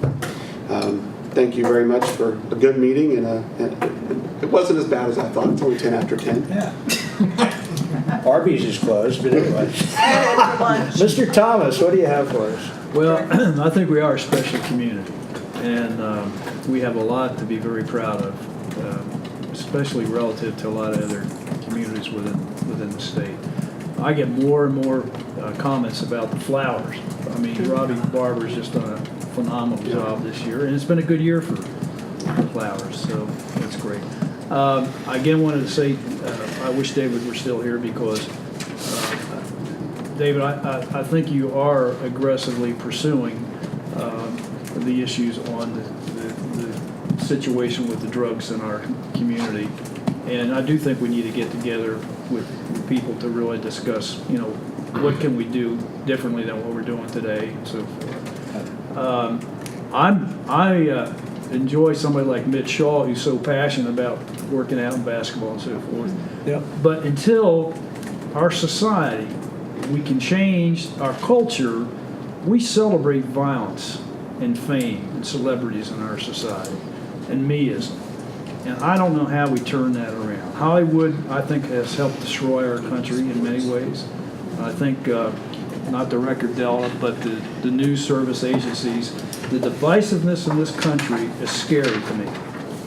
And every time we have a change in whether it's GOP or Democrats, is the system, the party that loses, going to try to take down the other party for the next 4 years? I don't know how we come together as a community. But I think we have an opportunity locally. We do work together well. And we do, CJ and I don't agree on something right now, but I'm saying it's timing for me. I want to look at it a little bit further. But this is where you can make a difference in our society locally. But I think we got to deal with the drug situation. And I don't know how we do it. I think we do I'm frustrated. work well together. Yeah, I do think we work well. I don't think the country works well together anymore. It's scary. I don't have a TV. But I get CNN, MSNBC, Fox, and all the other different things on my Sirius satellite radio. I listen to it, and I only can take it for about a half an hour because it's so frustrating to listen to people out talking each other, talking over each other, and just being disrespectful. And there's no common sense anymore. It's very scary. Thanks, Dave. And by the way, Willa Godwin, I think, is going to be 91 years old next week. Is she? Yeah. Yeah, that's David's mother. Susan? Just a reminder about your homework for next week's meeting, and I'm looking forward to hearing your individual priorities in the discussion when we share them. You're going to send it to us. I'm going to send you a reminder too, but. No, you're going to send us the list? I already sent you all of that. You did? I will resend if you want. Yeah, please do. I will resend that with a little, how about a prompt for your assignment? Would that help? A prompt for your assignment with Treat us like your students. We're Okay. Can we get some brownies or something? Yes, of course we'll have brownies. Just a few things. I don't have any formal statements, but I'll put on the few. National Night Out, Matt observed that on August 1st. Please put that on your calendars and come out for that. That's the first Tuesday in August, 6 to 10 out at the pool. The last You Care pool party for the high school kids is Saturday, August 12th. We've had 60, 70 kids per pool party for the first 3 that we've done, 1 middle school, 2 high school ones. So the last high school pool party is Saturday, August 12th. The employee picnic is fast approaching. That's Thursday, August 10th. And that starts at 5 o'clock till about 8 o'clock down in Jawbone Park. What's the date again? I'm sorry. Thursday, August 10th, 5 to 8. We're having a competition among the 4 utility boards. We will dedicate 4 new benches at the corners of Jawbone Park. It's a highly competitive kind of stuff going on here. We got secret stuff being, welded to the steel benches and the whole bit. So that'll. I'm sorry? Is it the Addams family? Yeah, well, I don't know. I don't know what they're, I'm trying not to, I don't want to, it's whatever they come up with. We'll have a little contest to see who wins. But that should be a blast. The Harley Brown dedication last Thursday was terrific. Randy and Martha continue to express their appreciation to the city, and I keep saying, no, thank you for letting us have the opportunity to do it, because we honored one of the all-time great guys. Fall Fest, September 27th through 30th in Jawbone Park and in the Public Safety Complex parking lot. Ted and Shane Turner are returning Gamble Amusement to the downtown area for the first time in ages. He's committed to coming back. We're going to sponsor Fall Fest. We're looking at doing some other things that Friday and Saturday, collaborating with Festival Fridays. to bring in a band. We're going to have some other entertainment that Saturday. It's sort of going to be like the celebration we did for the bicentennial, only no fireworks this time, last year. So lots of fun stuff coming up. We just had our first meeting, so I can't be any more specific than that. Classic cars this weekend, tomorrow and Saturday. So that's a cool thing. Hope everybody can come out for that as well. You have in your packet a couple of drug articles. Folks are sending me these things all the time now. One of them, Susan sent me, a couple others from Matt Kerner. There is an encore showing of The Anonymous People in the Community and Training Room on Monday, July 31. We had 60-plus folks that showed up for the first viewing of that. I'm telling you, it's knock your socks off, must see, hour and 28 minutes. Please come down and see it. And then 2 weeks later, on August 15th, we're showing the award-winning documentary on Oceana, West Virginia. It's called Oxy-Anna, and it has to do with the hydrocodone epidemic. So please try to come down for those. If you drive through there, you can see it. Yeah, it's Really? as bad as you might think things are in Buckhannon. There are a lot of places that are a lot worse than what we are. So that's all I've got. Does anybody have anything else for the good of the order?